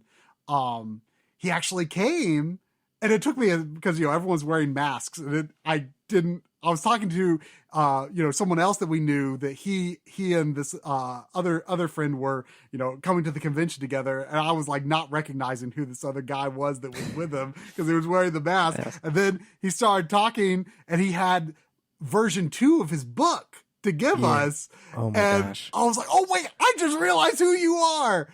And it was so good. Like, that was my favorite part of the whole convention, is like getting to catch up with him and talk to him again, after that. And, just to see that he was doing well. And, I think him being included in that documentary was, I think a positive thing for him. So in very much that same way, whereas we were focusing more on some individual people in part 4, I think now combining that with the themes of part 5, I think is actually going to, again, serve to elevate their stories rather than dilute their stories, because you can see how it connects to this much bigger scene. Yeah. I love to hear that. I can't wait, like most people, I assume, and you I think most of all can't wait. Oh, believe me, I've been ready for this to be done for a long time. But you know what? It's also good because we actually shot a few months ago. We shot 3 new interviews for the final part. See, so there's that's actually great. people. There's actually people who are going to get to be in it who couldn't have been in it before. So the wait is going to be worth it. I'm working currently on a RetroTINK 4K preview video. Okay. And well, then we're going to talk about that. Yep. And I'm quickly going to work on a really short video about a new Super Nintendo mod that Voltar has done, which is there's finally about to be a mod. I actually just got my system back yesterday. Okay. Finally going to be a mod for non-one chip systems that makes them sharp. Thank goodness, because you guys were just talking about that. I think the RetroTINK 4K stream, I think you mentioned it because you started out with the Super Nintendo, and now that everything, like I said, is hooked up here, it's like, all right, now it's time to. I was like, time to RGB mod the N64. Let's get the Super Nintendo in there. Let's do it. I'm so excited. So I'm going to work on those, and then Corey and I will work together on what I was saying is something that we're thinking about doing is sort of like a 10-year celebration. And then it's going to be like Analog Frontiers Part 4 till it's done. This cannot be another year without the final episode of Analog Frontiers. I cannot allow that to happen. I have to get it done and move on with my life. And not to say that like I'm not proud of it or anything. I'm very proud of the series, but like it's like I'm going to put my all into it. I'm going to make sure it's everything I want it to be, but I am ready to move on. I hear you. I love it. Well, let's move on then. Back to the land of FPGAs. We've been talking about it. It's just naturally come up in this conversation. Scalers. You can't help it. The FPGA is all powerful, and really, I think is the modern like star of the retro scene lately. I think is the last 3-4 years. Yeah, and it's not just the console emulation. It's also what's driving the HDMI mods, and it's also what's driving the RetroTINK and the OSSC, all that kind of stuff. Like FPGAs have been around for a long time, of course, and engineers have known what they are, but their potential for being able to do these very specific esoteric tasks, like upscaling old video games, which is, done in a way that is, off the shelf chips are not going to get you the ideal results. You need to basically create bespoke hardware, and you do that with an FPGA. And, the where FPGAs have gone in just a few years from, to the point now where, on the RetroTINK 5X and 4K and on the Pixel FX HDMI mods and on the Mister, all of this shadow mask simulation and the scan lines are so much more advanced and convincing than they used to be. And now, you're getting like HDR injection and stuff, and which makes the scan lines that much more believable. You're getting black frame insertion on the RetroTINK 4K if your TV doesn't support it. The stuff that people are pulling off on these FPGAs, it goes far beyond emulating systems. It's really, driving so much of what is going on in the retro hardware scene. It's frankly, it's incredible. And so I wanted to play a clip for you. And I've finished watching your Mr. video actually, and this research for the show, I was like, oh, I never finished the Mr. episode because I had a Mr. at the time. So I well, watched. And it's like, it's 2.5 hours. I can't believe it. It's such a, but it almost feels like it deserved it. Anyway, kind of toward the end of the video, when it was published at least, was March 31st of last year of 2022.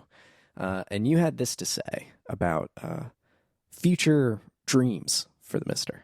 Nintendo 64 seems to be completely off the table from a technical standpoint. So box up your hopes and dreams for an FPGA N64 and put them up in the attic for, I don't know, maybe a decade and then check back in. All right, so it's now August of 2023, and we have a functioning N64 core on the Mr., which is crazy.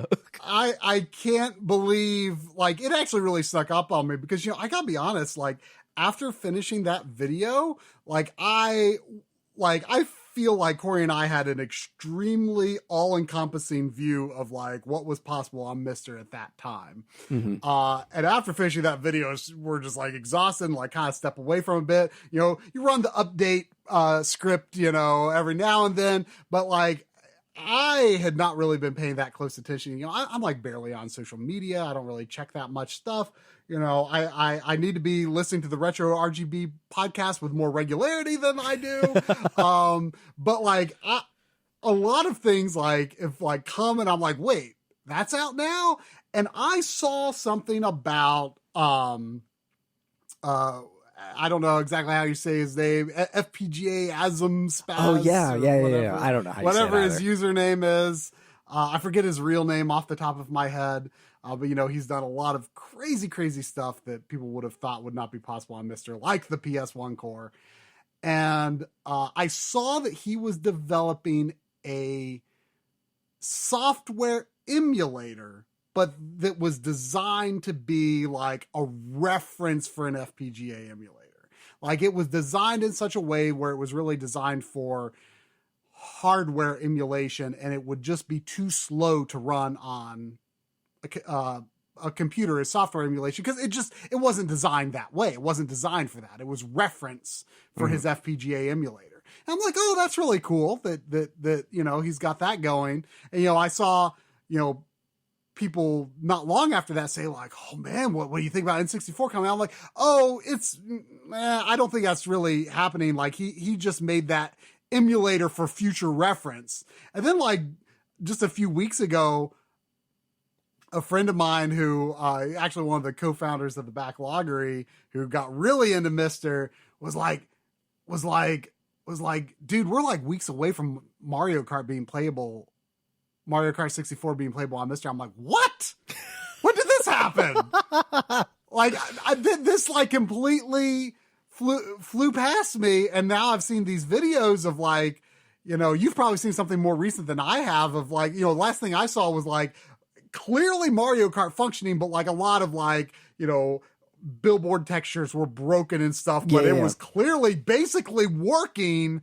And it's like, I had no expectation we would get to this point on this hardware. No, neither did I. And so it's good for me from a personal perspective, but I kind of just left social media this year and I just kind of only tweet out when a new article or podcast goes up. Mm-hmm. So I've widely been disconnected from the retro scene, which is a lot of stuff happens on Twitter, like a lot of news breaks there.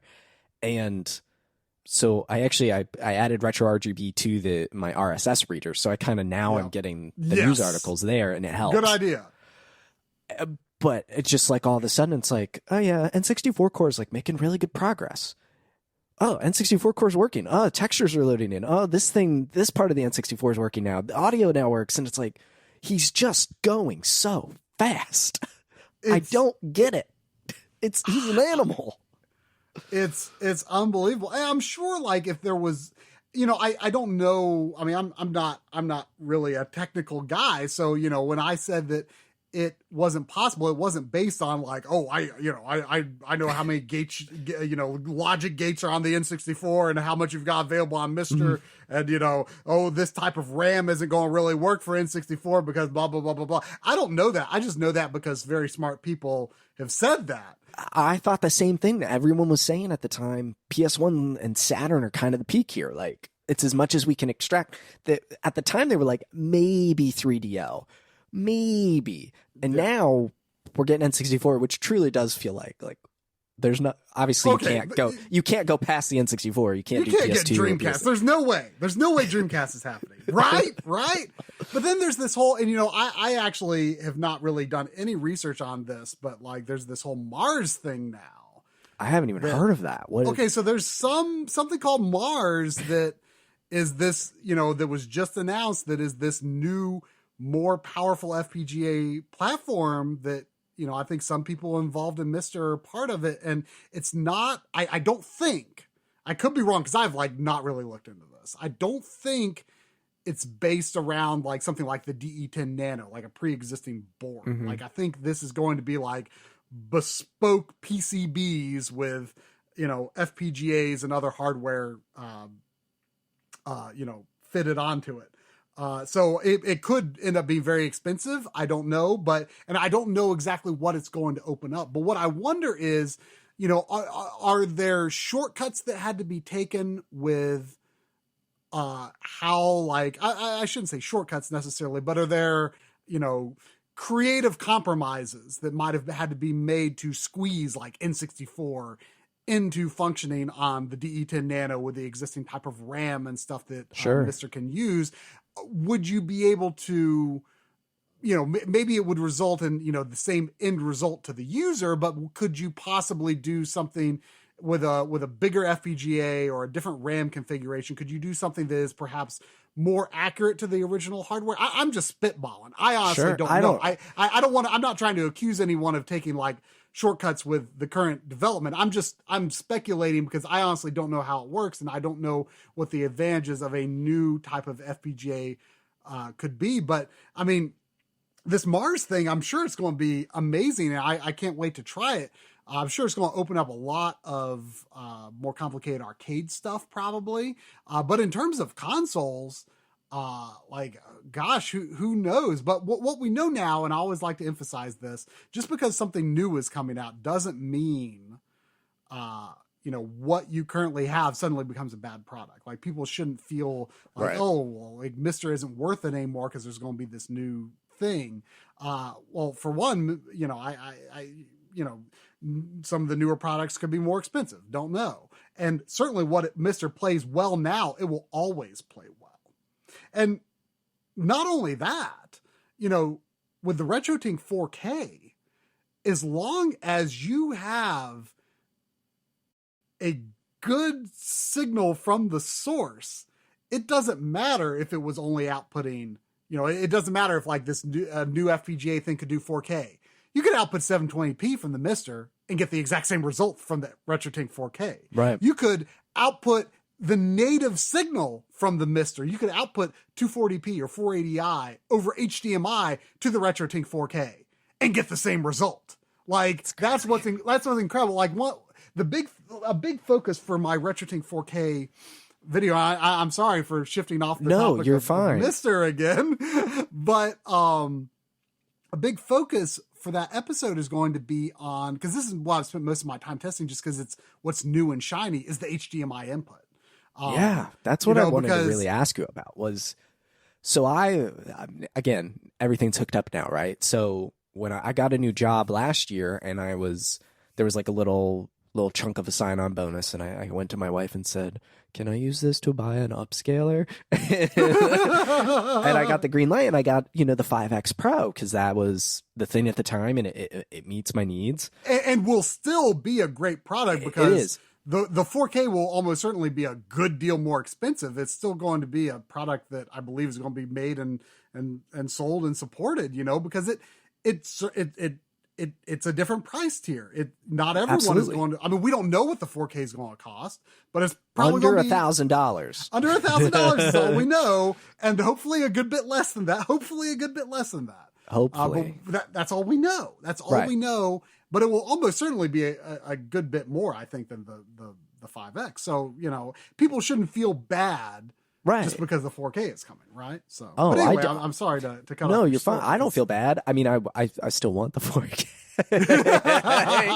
Because so setting all this stuff up, and I've been, I kind of, now that everything is plugged in, I'm like, all right, now's the time to update, my PS TV and update, my Wii U setup. Actually, you're somewhere in one of the Discords that we kind of like just happened to both be in. I think it was the RetroTINK one.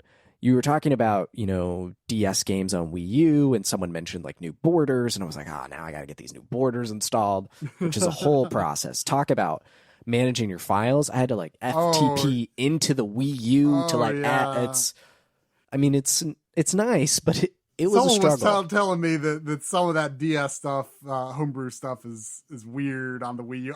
My Wii U is not hacked, so I did it. So I originally even hacked my Wii U because we're doing that. My other show, Chapter Select, season 6 is going on right now, and that's Pokemon. And I was trying to figure out the best way to capture the DS Pokemon games and represent them, in some nice way. And I was like, well, the Wii U might be it. So I was like, well, I'll hack it and load the DS ROMs onto that. And of course, out of, the list of games that aren't super compatible or 100% compatible are the Pokemon games, of course. So I went a different route there, basically just overhead camera shots where applicable, but, then it was hacked and ready to go. And so now it's all set up again, and it was quite the dance because and the Wii U scene has a new homebrew install method, so I had to like it's a whole thing. You know what it's like. What was I saying? We were talking about the DS stuff on there. We were HDMI in and stuff. So I'm putting it out to the TINK, and then I'm learning that the Wii U only puts out in the limited color space, and over progressive, it was a little different. In the Vita TV, same thing. I've got it going into a converter box, but it's not looking quite the same because the 5X only does like 1080i, kinda, sorta. Again, also in the limited range. And so the more and more this HDMI port on the 4K is like, oh, this seems pretty good. And so, what? I'm going to play this clip too, which was from 2020 in August during the Uplink panel, your first panel for the Uplink event. You talked about kind of what you wanted to see next in the retro scene. But something I would really like to see is a nearest neighbor 4K upscaler. And we have it. We're here. We have two. Well, I mean, we're not, I've written in my RetroTINK 4K preview script, I said, to be clear, we're not there yet. Okay. This is a prototype unit, and we're just hoping that these devices release at the end of 2023. Sure, like their creators are hoping. Yes. We're close. We're very, very close. But we are there. And so talk to me about this HDMI feature, because I feel like this is the game changer.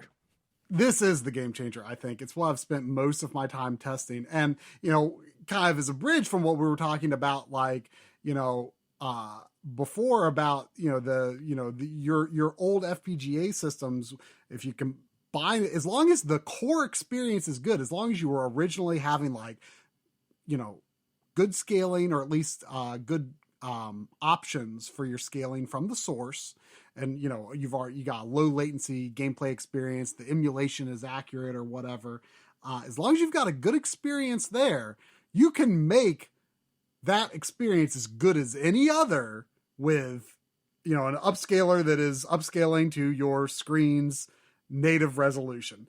And so, for example, I've got the AVS, which is a 720p output FPGA system for NES and Famicom games. I've got the NT Mini, and the high def NES, and the NT Mini Noir, all of which are by Kevtris, and they all have slightly different capabilities. The first NT Mini, is an FPGA NES, but it's very similar to the high def NES, which, by the way, I don't normally say NES, but that is what the creator calls the mod, the high def NES. That's the HDMI mod for the original NES. The high def NES. I think it was talked about in RGB 101. I think the high def NES. No, that was its own episode because that wasn't out yet. Okay, Oh no, I know what it was. You were talking about. Came on its own episode later. I think that video was or in RGB 101, it was people were taking boards from arcade cabinets. Play Choice 10. Yeah. Okay, that's what it was. My bad. Yeah. So the high def NES, that video was actually the first time that I had ever realized the problem of shimmering, of uneven pixel scaling when the screen scrolls. If your pixels are not the same size, when the screen scrolls, you're going to get the shimmer effect. And so that was like the very first video. It's become my nemesis ever since. Shimmer. And it's still so amazing to me that so many devices and so many retro game compilations and indie games, pixel art indie games come out and their scaling is uneven and you get this shimmer effect. And I just don't understand how like the artists for these indie games don't tell the programmers like, hey, don't make my artwork look like crap. Like scale this right, And so what interpolation does is it makes it so that if you aren't doing an integer scale, you can get with just a little softening to the pixels, you get what is perceived as evenly sized pixels. That gets rid of the scrolling shimmer. Yes. So anyway, the AVS actually had interpolation patched in later, which was interesting. The NT Mini the NT Mini, Kevtris's first FPGA NES, and then before then was the high def NES HDMI mod that he made. And it has very similar capabilities. 1080p output. You can size the vertical and horizontal however you want, but there's no interpolation. So you have to do something like the high def NES can't do a 5x scale. It can do a 4x scale. It can do a 5x scale horizontally, but your aspect ratio is going to be kind of wide. Or you could have a correct aspect ratio, but it's going to shimmer. Or then on the NT Mini, you have to have a 5x vertical scale and a 6x horizontal scale, which is somewhat closer correct aspect ratio, not quite right. You can eliminate scroll and shimmer that way, but again, no interpolation. You can't totally. You either have to have a somewhat incorrect aspect ratio or you have to have shimmer. Then the NT Mini Noir came out after the Super NT and the Mega SG, both of which have interpolation. So you can have an accurate aspect ratio with no scrolling shimmer. So the NT Mini Noir has that. But you know what?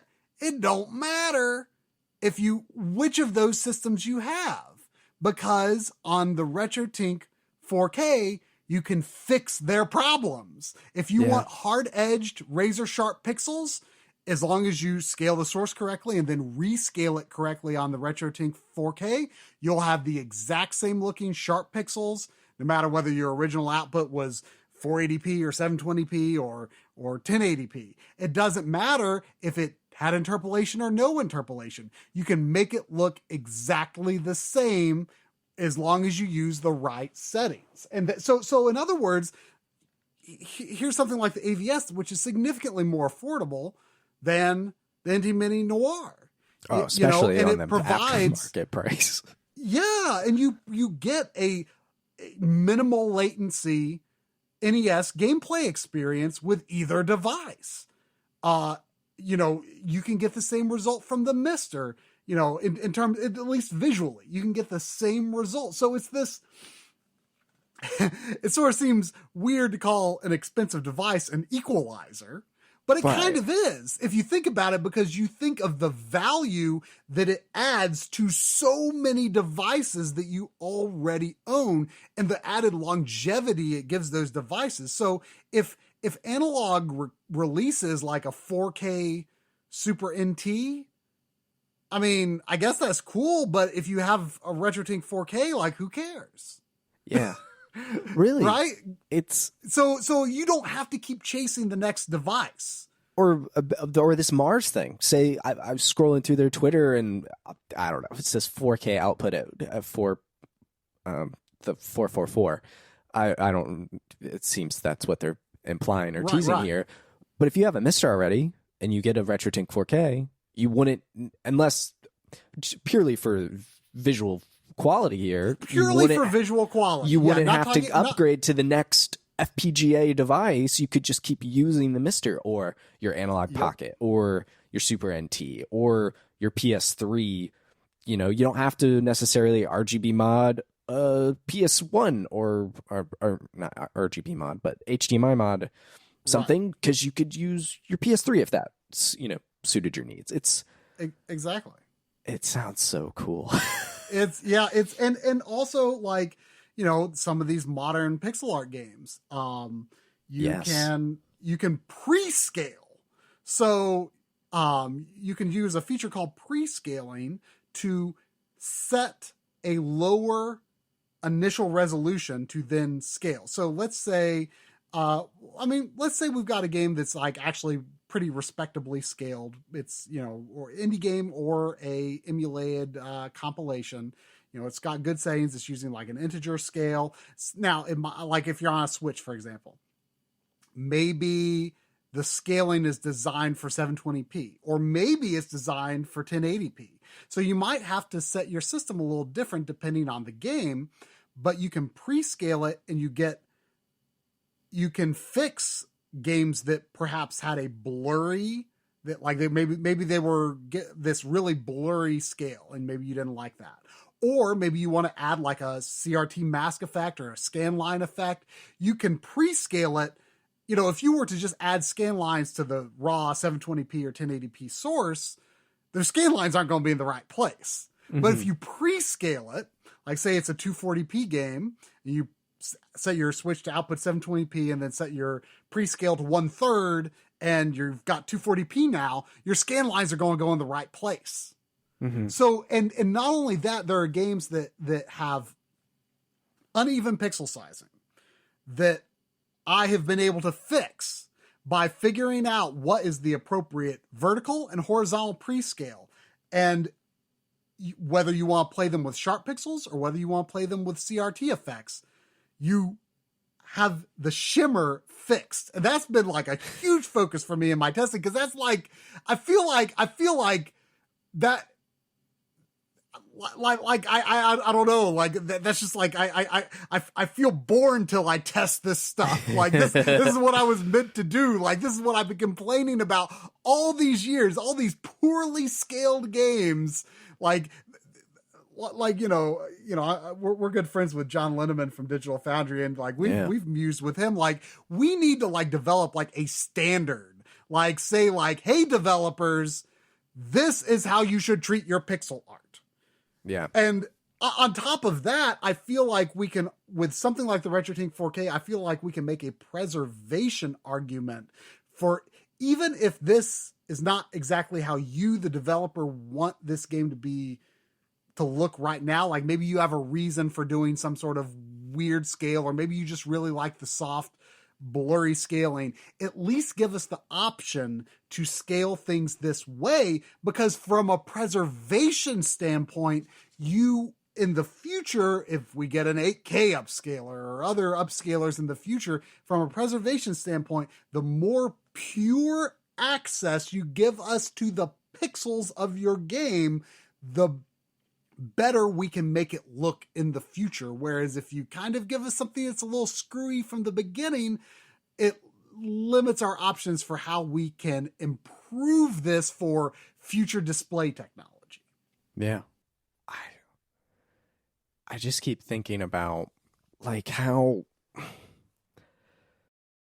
I feel like the early HD era, that the PS3, the 360, and we'll throw the Wii U in there. The Wii was that time, but it's not HD. Yeah.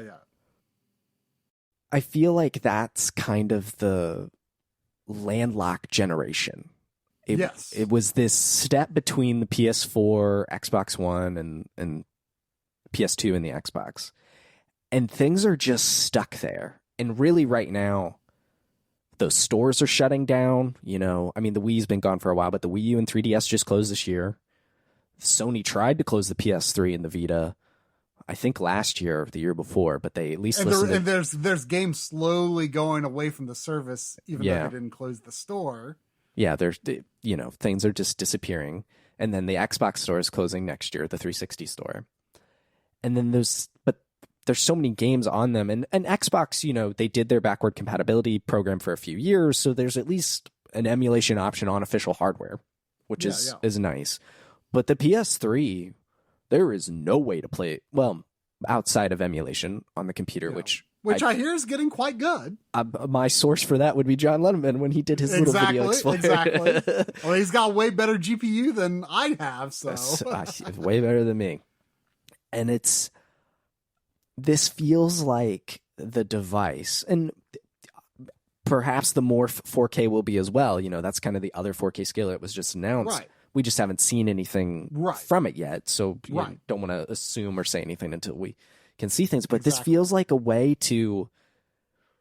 It feels like the FrameMeister was for you guys to the NES and the Genesis and stuff, bringing those old consoles up to modern flat panels of the time. It feels like we're having that moment again with now modern 4K OLED flat panel TVs now, and the early HD consoles that were 720p or 1080i and 1080p. It's like, it feels like that moment again to me. Do you feel that way? Yeah. I mean, we're finally getting the tools to do something with those systems, something really effective, I think. I'll be honest, like the distance that I sit from my TV, you know, the LG C1 handles, especially if you label your input as PC on the C1, you know, 720p and 1080p are handled relatively cleanly. And, you know, I sit about 8 feet away from my screen. I don't see like a massive difference with like 1080p or 720. I mean, especially 1080p, it's a little hard to tell the difference between like the nearest neighbor scale and just my TV scaling. 720p, I can tell the difference. You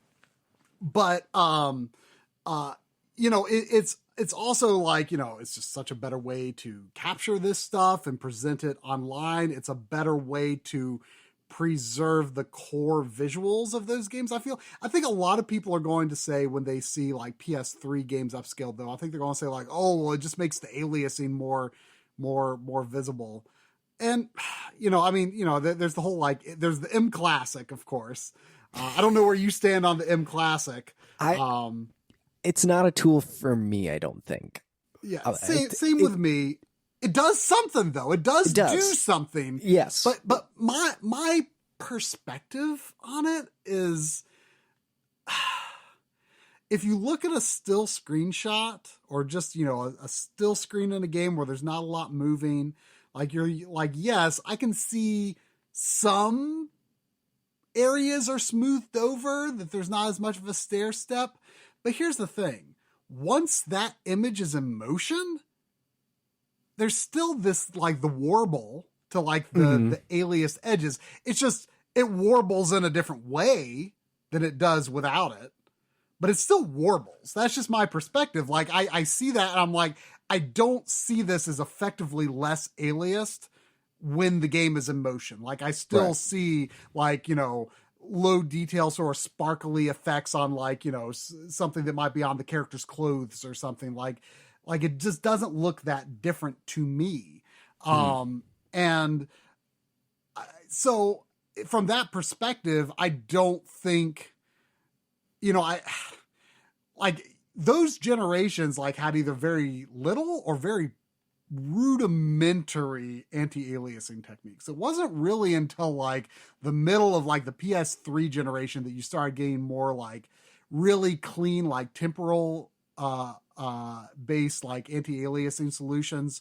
So that's just how those games look in that generation. And in a lot of ways, I feel like it helps to just lean into it like that. Yeah, like instead of like trying to fight it, just lean into it. Lean into how those games look. Lean into the look of that generation. Of course, things are more complicated now that we've got like, a lot of games with dynamic resolution scaling. Like a lot of people were like, oh, is like Tears of the Kingdom going to look better if you say set it to 720p instead of it like going between like all of these different resolutions? I don't know if I really agree with that. Like I think it looks fine at 1080p. But I haven't played yet. It came out right before we moved. And it's just like, when I play Zelda, I need to just commit, it's gotta be the game I'm playing. And I'm just not in a spot right now. I want to, though. Man, like, I don't know if I've ever played a game where I felt like that awake and alert the entire time I played it. Like I was never like, I'll just go to bed. I just didn't feel sleepy ever played it. Like I was just like constantly compelled. It's so tempting. It's just looming there. Like, and not being on social media this year has actually been really good for me because I've seen nothing. I've seen the official Nintendo trailer, and that's it. So that's like amazing. The game is still a mystery to me, which that's great. I really am excited about because that's the fun in a Zelda game, is learning the land and discovering it. But but I bought everything though. I bought the Switch, the collector's edition, the controller. So I have all the Zelda stuff just in my face constantly. I'm like, I finally gave into the OLED as well. Like I've been like, no, I'm not going to buy a Switch OLED. I'm going to wait for, the Switch 2, or I'm going to wait for the next official platform. I can hold out for it. I can make it. No. And then the Zelda Switch came out and I'm like, fine, I'll get it. I knew it. Well, okay. I have to be, I have to confess, this is my third OLED. Oh, okay. I got the original 1 year. I was like, I want the OLED screen. I like OLED technology. It reminded me of the Vita, near and dear to my heart. And then they announced the Splatoon 3 OLED, and those Joy-Cons spoke to me. The translucent plastic on the back, the purples and stuff. I was like, I'll sell the other OLED and just buy the Splatoon. And then, then they did the Zelda one, and I have a sickness like most, I think, game collectors that love Zelda. I have to get whatever they do with Zelda. So, but I sold an old phone to get the OLED that was nothing lost there, but I think that game was, I play Switch quite a lot. I'm a Nintendo guy at heart. The Switch is never like that left unplayed for that long, and I tend to be prefer to play on the TV versus on the screen guy. So I have realistic expectations of what Switch games look like on my TV. Like I'm under no illusion of that, and I think for a lot of people, Tears of the Kingdom was this big like event game that brought them back to their Switch, right? And I saw a lot of people be like, oh, this looks so bad on my 4K TV, because I think either they hadn't played a lot of Switch on the TV since they got a 4K TV, or they just hadn't played like a AAA style Switch game in a very long time. Yeah. Especially in docked mode. And I think it was this big like, oh my gosh, this looks so bad compared to my PS5 or my Xbox Series X. And people were like, oh, we need that new Switch now. And, I actually had the reverse reaction. It was kind of funny because for the longest time I was like, man, I'm going to get, the sequel to Breath of the Wild, because it was just like Breath of the Wild 2 for a long time. I was like, I'm going to get that day one. I'm going to play it day one. I know I'm going to love it, but I'm just like, I am not excited to play, a game that is very similar to the previous Zelda game on the exact same hardware that I played that game on. Like if it's going to be a similar game, I want to play it on the new Switch. I want to be something that can push things forward. Kind of like Breath of the Wild was a Wii U and a Switch launch. It's like, we're going to play it on the Switch. Or Twilight Princess, I'm going to play it on the Wii. And, Digital Foundry kept doing, the too big for Switch joke, right? But I knew it wasn't like they were going to like cancel it for. I was thinking like, oh, I bet they'll do the same thing they did with Breath of the Wild, and release it on Switch and Switch 2. And it's going to be like so much better on the Switch 2, and that's what I want to happen. And but in the end, I was actually like, you know what?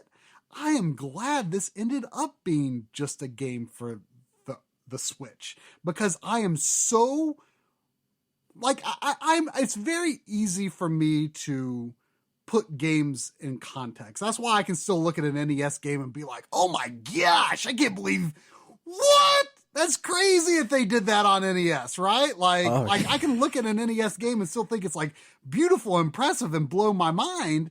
And it's not hard for me. Like, I think a lot of people struggle with that. There's like, it's like, oh, we've moved on to, 4K, 60 frames per second. Old game old, that old game old. I can't go back to that now. And No. It's very gosh. easy for me to put things in context. And when I saw the things that they were pulling off, the sheer audacity that they had to have the gameplay mechanics that they have in this game on Switch, it's like, are you guys nuts? And yet they pulled it off pretty darn well. Like, yeah, the game has some frame drops, but it's never in a way that is like especially obnoxious or obtrusive to the gameplay. Like, by and large, the game is pretty stable. It is 60 frames per second target. I know what a dynamic resolution Switch game is going to look like on my TV. I'm under no illusion that it's going to look like a PS5 game. Like, so I was actually glad, contrary to how I'd been feeling during the whole lead up, where I was like, man, I wish they'd just hold this back for the next system. Once I played it, I'm like, I am so impressed that this is a Switch game. And that increased my enjoyment of it. So, but, that's a long tangent to say, I think that game was a game where a lot of people, not necessarily me, but a lot of people were like, we got to do something about how these games look on 4K TVs, right? Yeah. And I have played Breath of the Wild through the RetroTINK 4K.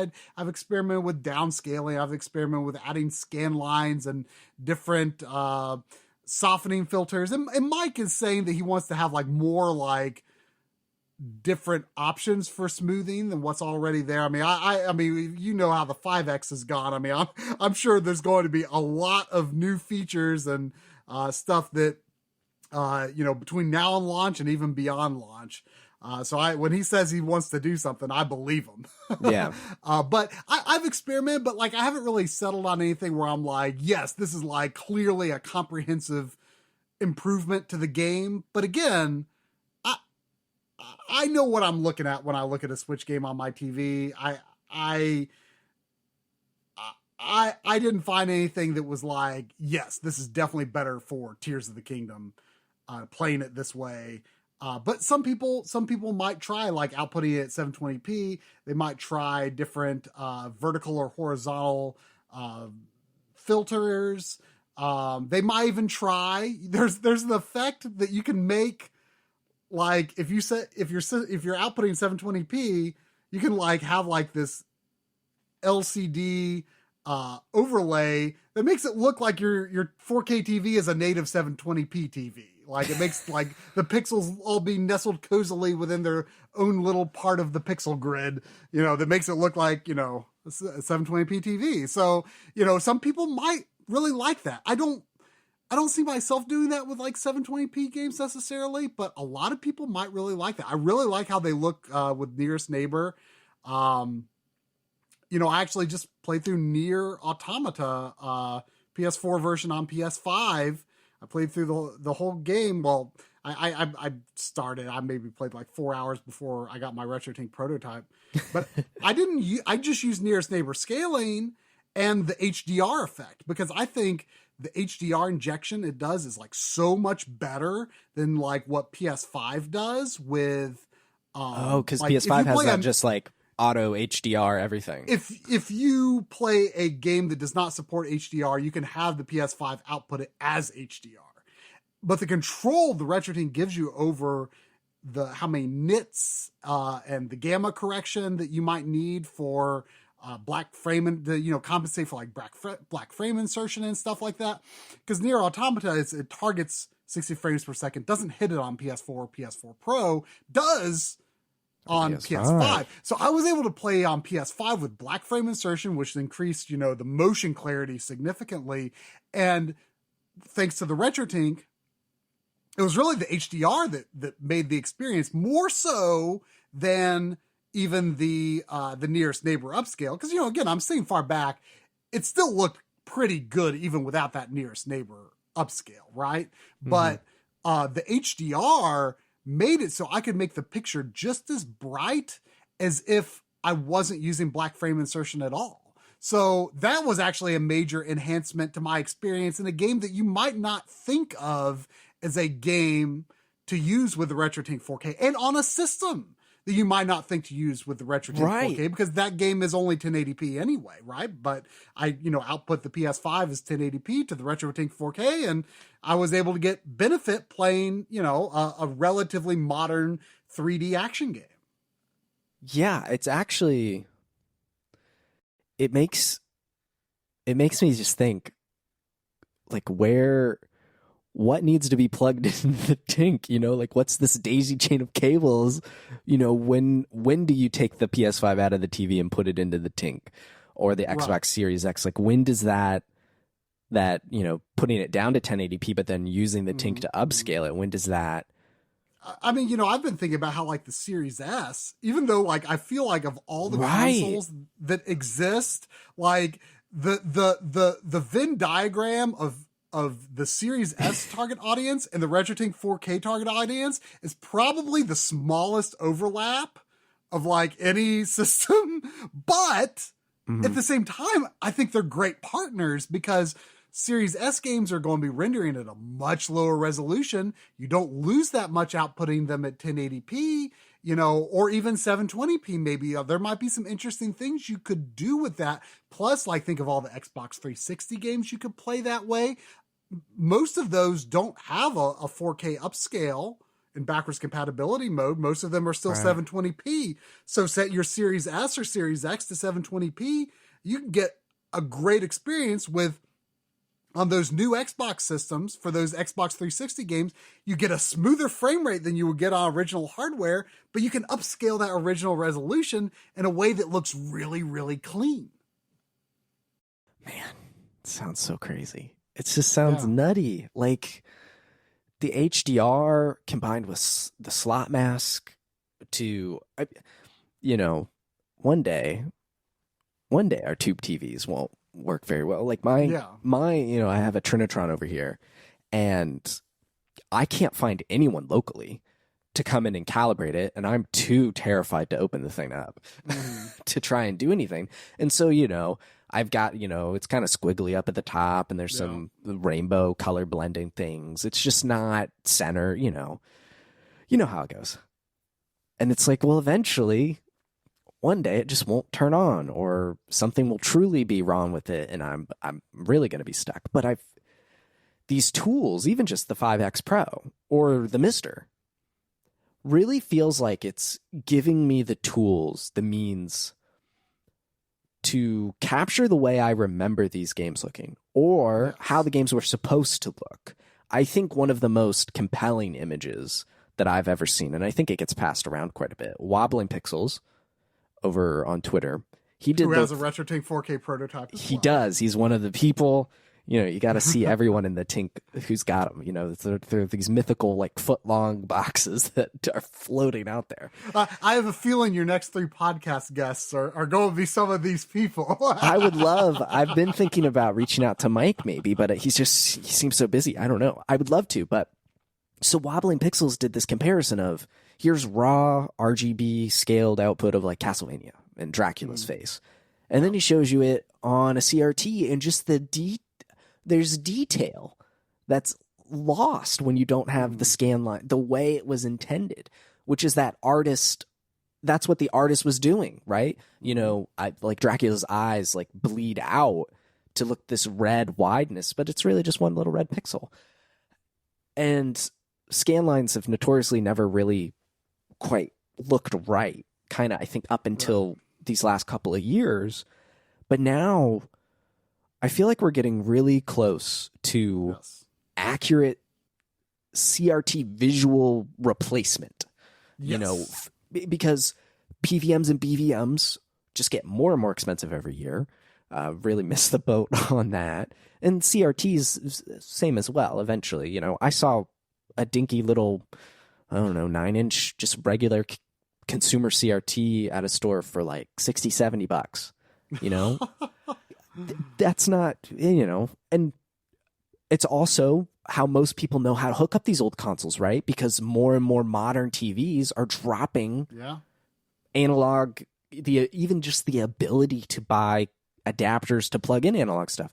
So an upscaler, the TINK 4K, the 5X Pro, the Morph, the 2X, whatever scale. If you really wanted to buy a FrameMeister today, it solves so many problems, or just solutions, ways to hook up old hardware to modern TVs, make it look good. But also, it's kind of like you said with the backloggery videos at the beginning. We capture all this footage in really high quality, and then we're going to dumb it down to VHS. I mean, but you know, it's really that, like, for me, the big step forward was black frame insertion and HDR, I think. Yeah. Because, you know, I can do black frame insertion on my LG C1, and that was, you know, even though it makes the picture darker, when I saw like scan lines through the mister on the C1, I was like, I start to see the appeal of artificial scan lines. Like, I've always liked scan lines on real CRTs, but on modern TVs, like, you see them, but then when the image is moving, like, they kind of blur, and black frame insertion helps give them that stability that they need to have the intended effect, I think. And then, you know, but then of course scan lines make the picture dark, black frame insertion makes the picture dark. HDR, that we're getting on some of these devices now. And to be honest, I have not really tested HDR that much on like the RetroTINK 5X or the Mister, or like the Pixel FX mods. They have HDR now as well. I've not tested that feature that much, but I've tested the a lot. Mister has HDR? I think it oh my added gosh, that at some point. That would blow my mind.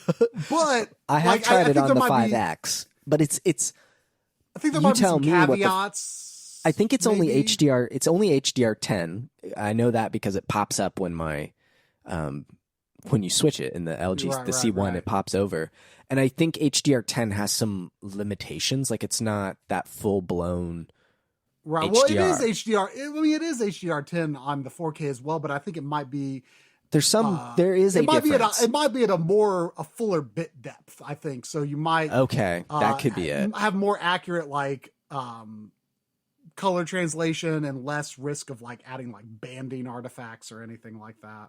I think that might be. I could be wrong in the Mister, but I think. But I've not tested those features on that much. But now that I've seen like HDR on top of black frame insertion and you know, these CRT simulation effects, it's like we really are pretty much there where like the need to get a CRT to experience some of this stuff is like diminishing more and more every day. The one thing that I think, and I was experimenting with this a little bit today, and you can get a pretty good look on the RetroTINK 4K, I think. But like PS2, 480i stuff. Something about the way that is on a CRT is just like magic to me. And I used to not like it, but then, you know, I learned to embrace what 480i looks like on a CRT with the interlacing, and something about, I think, just like the way the fields alternate and the rate of the phosphor decay or something, like somehow just makes it almost look like there's so much more detail than there actually is in the signal. Like it just, you know, I've been playing, me and a friend have been playing through Baldur's Gate Dark Alliance 2 on the PS2. And like those games are so clean.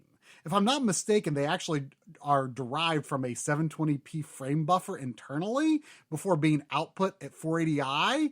And they look on a PVM, they look so clean. Just the visuals look so clean, so crisp, so much detail.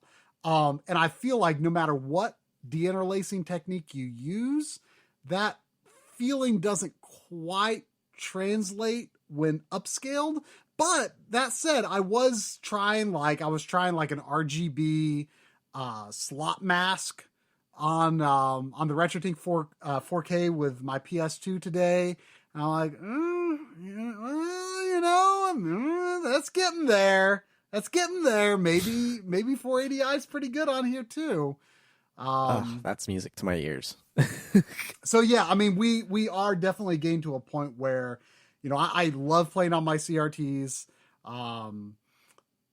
But it's nice to know that we're getting these replacements. And it's not just because of the technology. It's also just because of the pure dedication of the people like observing this stuff and, making sure that it's done in an accurate way. And also the fact that he has sent this out to, this prototype out to several people who can provide very useful feedback to make sure that this is hitting, exactly, on the marks that it needs to be. Yeah, I really, really respect that. And I think it's really cool to see what, each of you is doing with it. Yeah. You all seem to have a different approach or angle to it.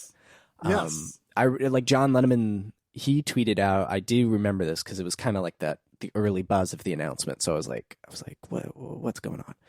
And he was like, with the HDR, I can make and scanline, like I can make my OLED match my BVM identical. Just that was right after I told him about it. I'm like, dude, have you tried HDR on this thing? It's He's like, no, I haven't. And then crazy. within an hour later, I saw that tweet. He was like, holy crap, you're right. This looks amazing. But like also like, you've got Firebrand X who is like, I've been in some group chats with him as he's been going through this, and like he is just, his process is so painstaking. Like and not only that, he has given so much feedback to Mike that has allowed him to, optimize how certain aspects of the scalar work and how the crop function works and stuff like that. So his feedback has been really valuable to the development of the device and also the development of these profiles that are just like I think I told you I got my Super Famicom back from Voltar the other day with that new mod in it, and it's like it almost looks like a digital source with Firebrand X's profile. The RetroTINK 4K, it's incredible. But so Firebrand X is doing that pixel precision stuff. Joe from GameSack is really good at paying attention to like audio details. John Linneman's been testing like retro PC stuff, which, runs at weird resolutions and, wobbling pixels and all these other people are testing all this other stuff. I know he's been messing around with like a lot of PS2 games and stuff. And I've been just like obsessed with, oh my gosh, I can take these games with bad scaling and I can give them like really good scan lines, or I can fix the shimmering. Like, so we've all like had different areas of interest. And Mike is I don't think he had any clue what anyone would, like, he didn't request, like, hey, I'm saying this to you so you can check out this. Like, right. He's just let us freely check what we want, and not only check what we want, but, like, share it with people. Like, he's not afraid of us, like... It's a very open development. Yeah, it's been great. And so, we've just kind of latched on to what has interested us. And he was like, I'm really glad you're checking out all this HDMI, all these modern HDMI systems, because that's something that I know much less about, just less familiarity with, the games and the ways that things might be output on them, or the ways that, some of the HD retro compilations might be upscaled. And, so like, he was telling me yesterday, like, hey, I think I'm going to tackle some of the suggestions you were making about having like a more granular pre-scale. I think that's going to be what I'm going to tackle next. So, you know, I think all this is going to lead to a really polished product when it's actually, you know, available for real. So, you know, and hopefully we're going to make a good collection of profiles. And, you know, like, I just want to make a preview video because I'm really excited about it. You know, I'm really excited about what I've been able to do with it. So it's like I've been so busy wrapping up a non my life in gaming project for like the past month. And, you know, I finally wrapped that up about a week ago. And like, I was working late nights. I was working till like, you know, 10 or 11 o'clock at night. And I was still like, even that late, I was just like, all right, time to go downstairs and like test stuff on the RetroTINK 4K. I was genuinely having as much fun doing that as or maybe more than I would if I was like, you know, I should get back to one of the games I was trying to play through. Like that was what I wanted to do. Like I was having fun, and I was like, every game I was popping in, I was like, oh, I think I figured it out. I think I got the pre-scale just right, and the scan lines will line up with this. And oh man, look at this. Oh, it looks so good. Like it's probably the most fun I've ever had. Like actually, like just testing a piece of hardware for making an episode on. Like it's just been fun. That's what it should be. Fun. It should be fun. And sometimes it's sure. it's you know, you're maybe you know, it's a little grueling going through some things, but this one has just been fun.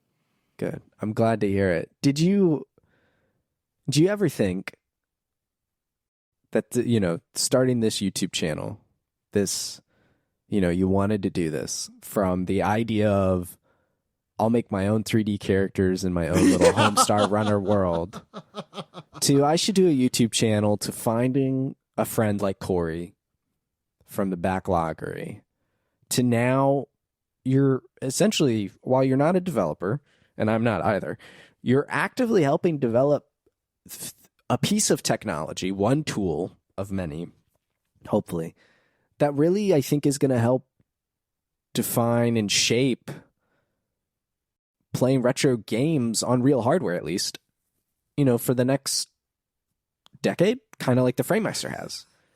Really, the FrameMeister kind of it had its decade, you know, well, there was the OSSE absolutely. and thing, but it feels like the TINK 4K, and let's just assume the more 4K kind of falls in a similar camp, a 4K scaler at the very least. These are the devices that are going to help. It's going to shape the way you produce your videos. It's going to shape the way we look at and talk about games. It may shape the way mods are built. How do you feel? I mean, from I'm going to do 3D animation stuff on YouTube to this. I mean, how's it feel? It's you know, things never go in exactly the direction that you envision, but when you look back, you see the threads that led you there. Like, you know, I remember, you know, setting up my, you know, Ninja Turtles action figures on the coffee table and taking Polaroid photographs of them. Of like, you know, I'd call it a setup. You know, I'd make a scene with the characters posing in a certain way. Well, I'm still taking photographs of my toys, right? Like that's what I'm still doing today, right? And you know, I remember, you know, I didn't have anything better than a TV with RF video until college, but even still, I remember loading up, you know, Super Nintendo games and NES games on my TV and getting colored pencils and graph paper and knowing like there's pixels behind there. Like I know they're there and I want to, it's really fuzzy and hard to see, but I want to translate those pixels to this graph paper as best I can so I can recreate these characters in Mario Paint, right? Yeah. So, you know, you look at those things and like, these are the things that you were drawn to so long ago. And even though the path toward your future didn't always go in the direction that you directly envisioned, when you look back, you see like, well, you know, all these things I did as a kid, all these things I did in high school, these things I did in college, they prepared me for what I did now. And like, you know, kind of, I guess, establishing and sticking with, you know, stubbornly sticking with my passions. I mean, you know, I gotta be honest, I really struggle with things that don't interest me.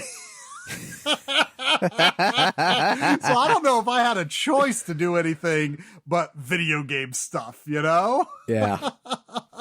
Yeah. I know exactly what you're talking about.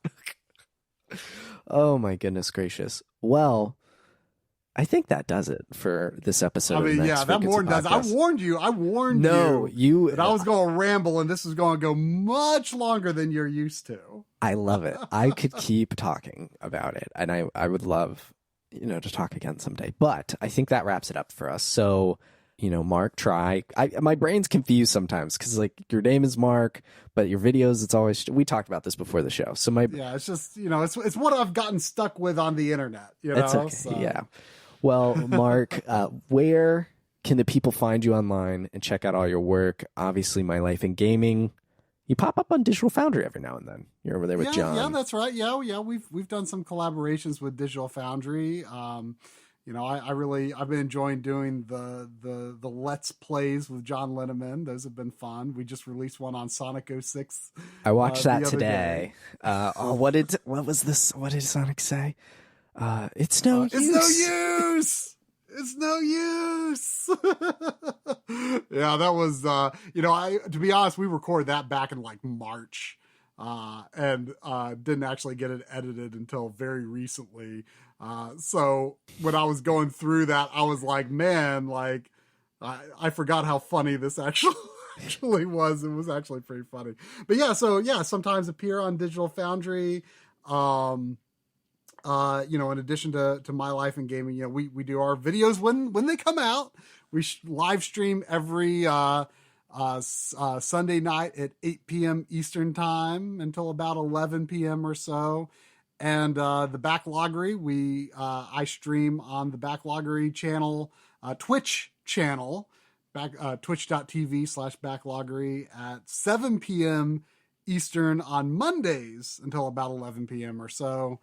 And yeah, since as I said, I'm not really on social media. That's about where I am. That's good for me, man. I love it. I love to see it. So everyone go check out My Life in Gaming for sure. Like if I've been watching, like I said at the top, for 9 years, going on 10, baby.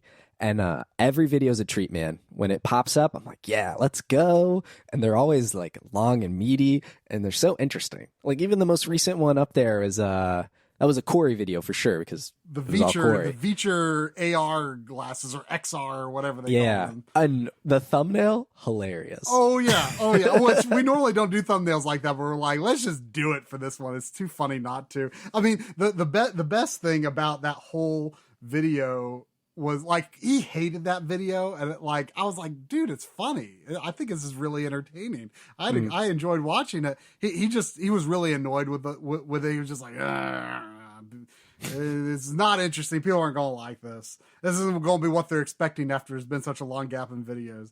But like I thought it was very well made, very entertaining. And hey, we got some top class emotes for our Discord and for our YouTube stream chat. Like we've got some great emote. Like that's the best thing that came out of it is all the emotes we got out of it. So, you know, it's, and I do promise that, that from now to the end of the year and going forward, it's, you know, sure there might be some gaps between videos, but it's not going to be like it has been this year. We're turning things around. Like I said, I got my big project out of the way, and it's been RetroTINK 4K all the time for me until that video is out. So, And then it's going to be back to Analog Frontiers. I can't wait to watch both of those. You know, maybe Analog Frontiers will be out close to when the TINK 4K actually launches. Maybe. Who knows? That's the goal. All right, I believe in you. Absolutely.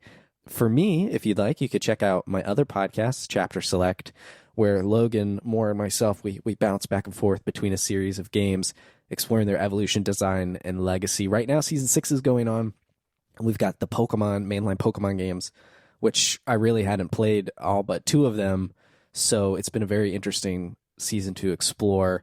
I think this upcoming Wednesday will be the next episode, which is going to be Pokemon Violet and Scarlet. So you can check that out wherever you listen to podcasts or here on YouTube.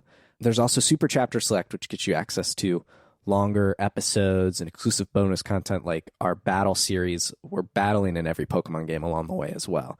So you could just you can check that out over at listeningwithsuperpower.com. It's just $2.50 a month or $20 a year. You can check that out. But also, you know, this episode, we're recording this at the end of August, so September is right around the corner. And September is Childhood Cancer Awareness Month.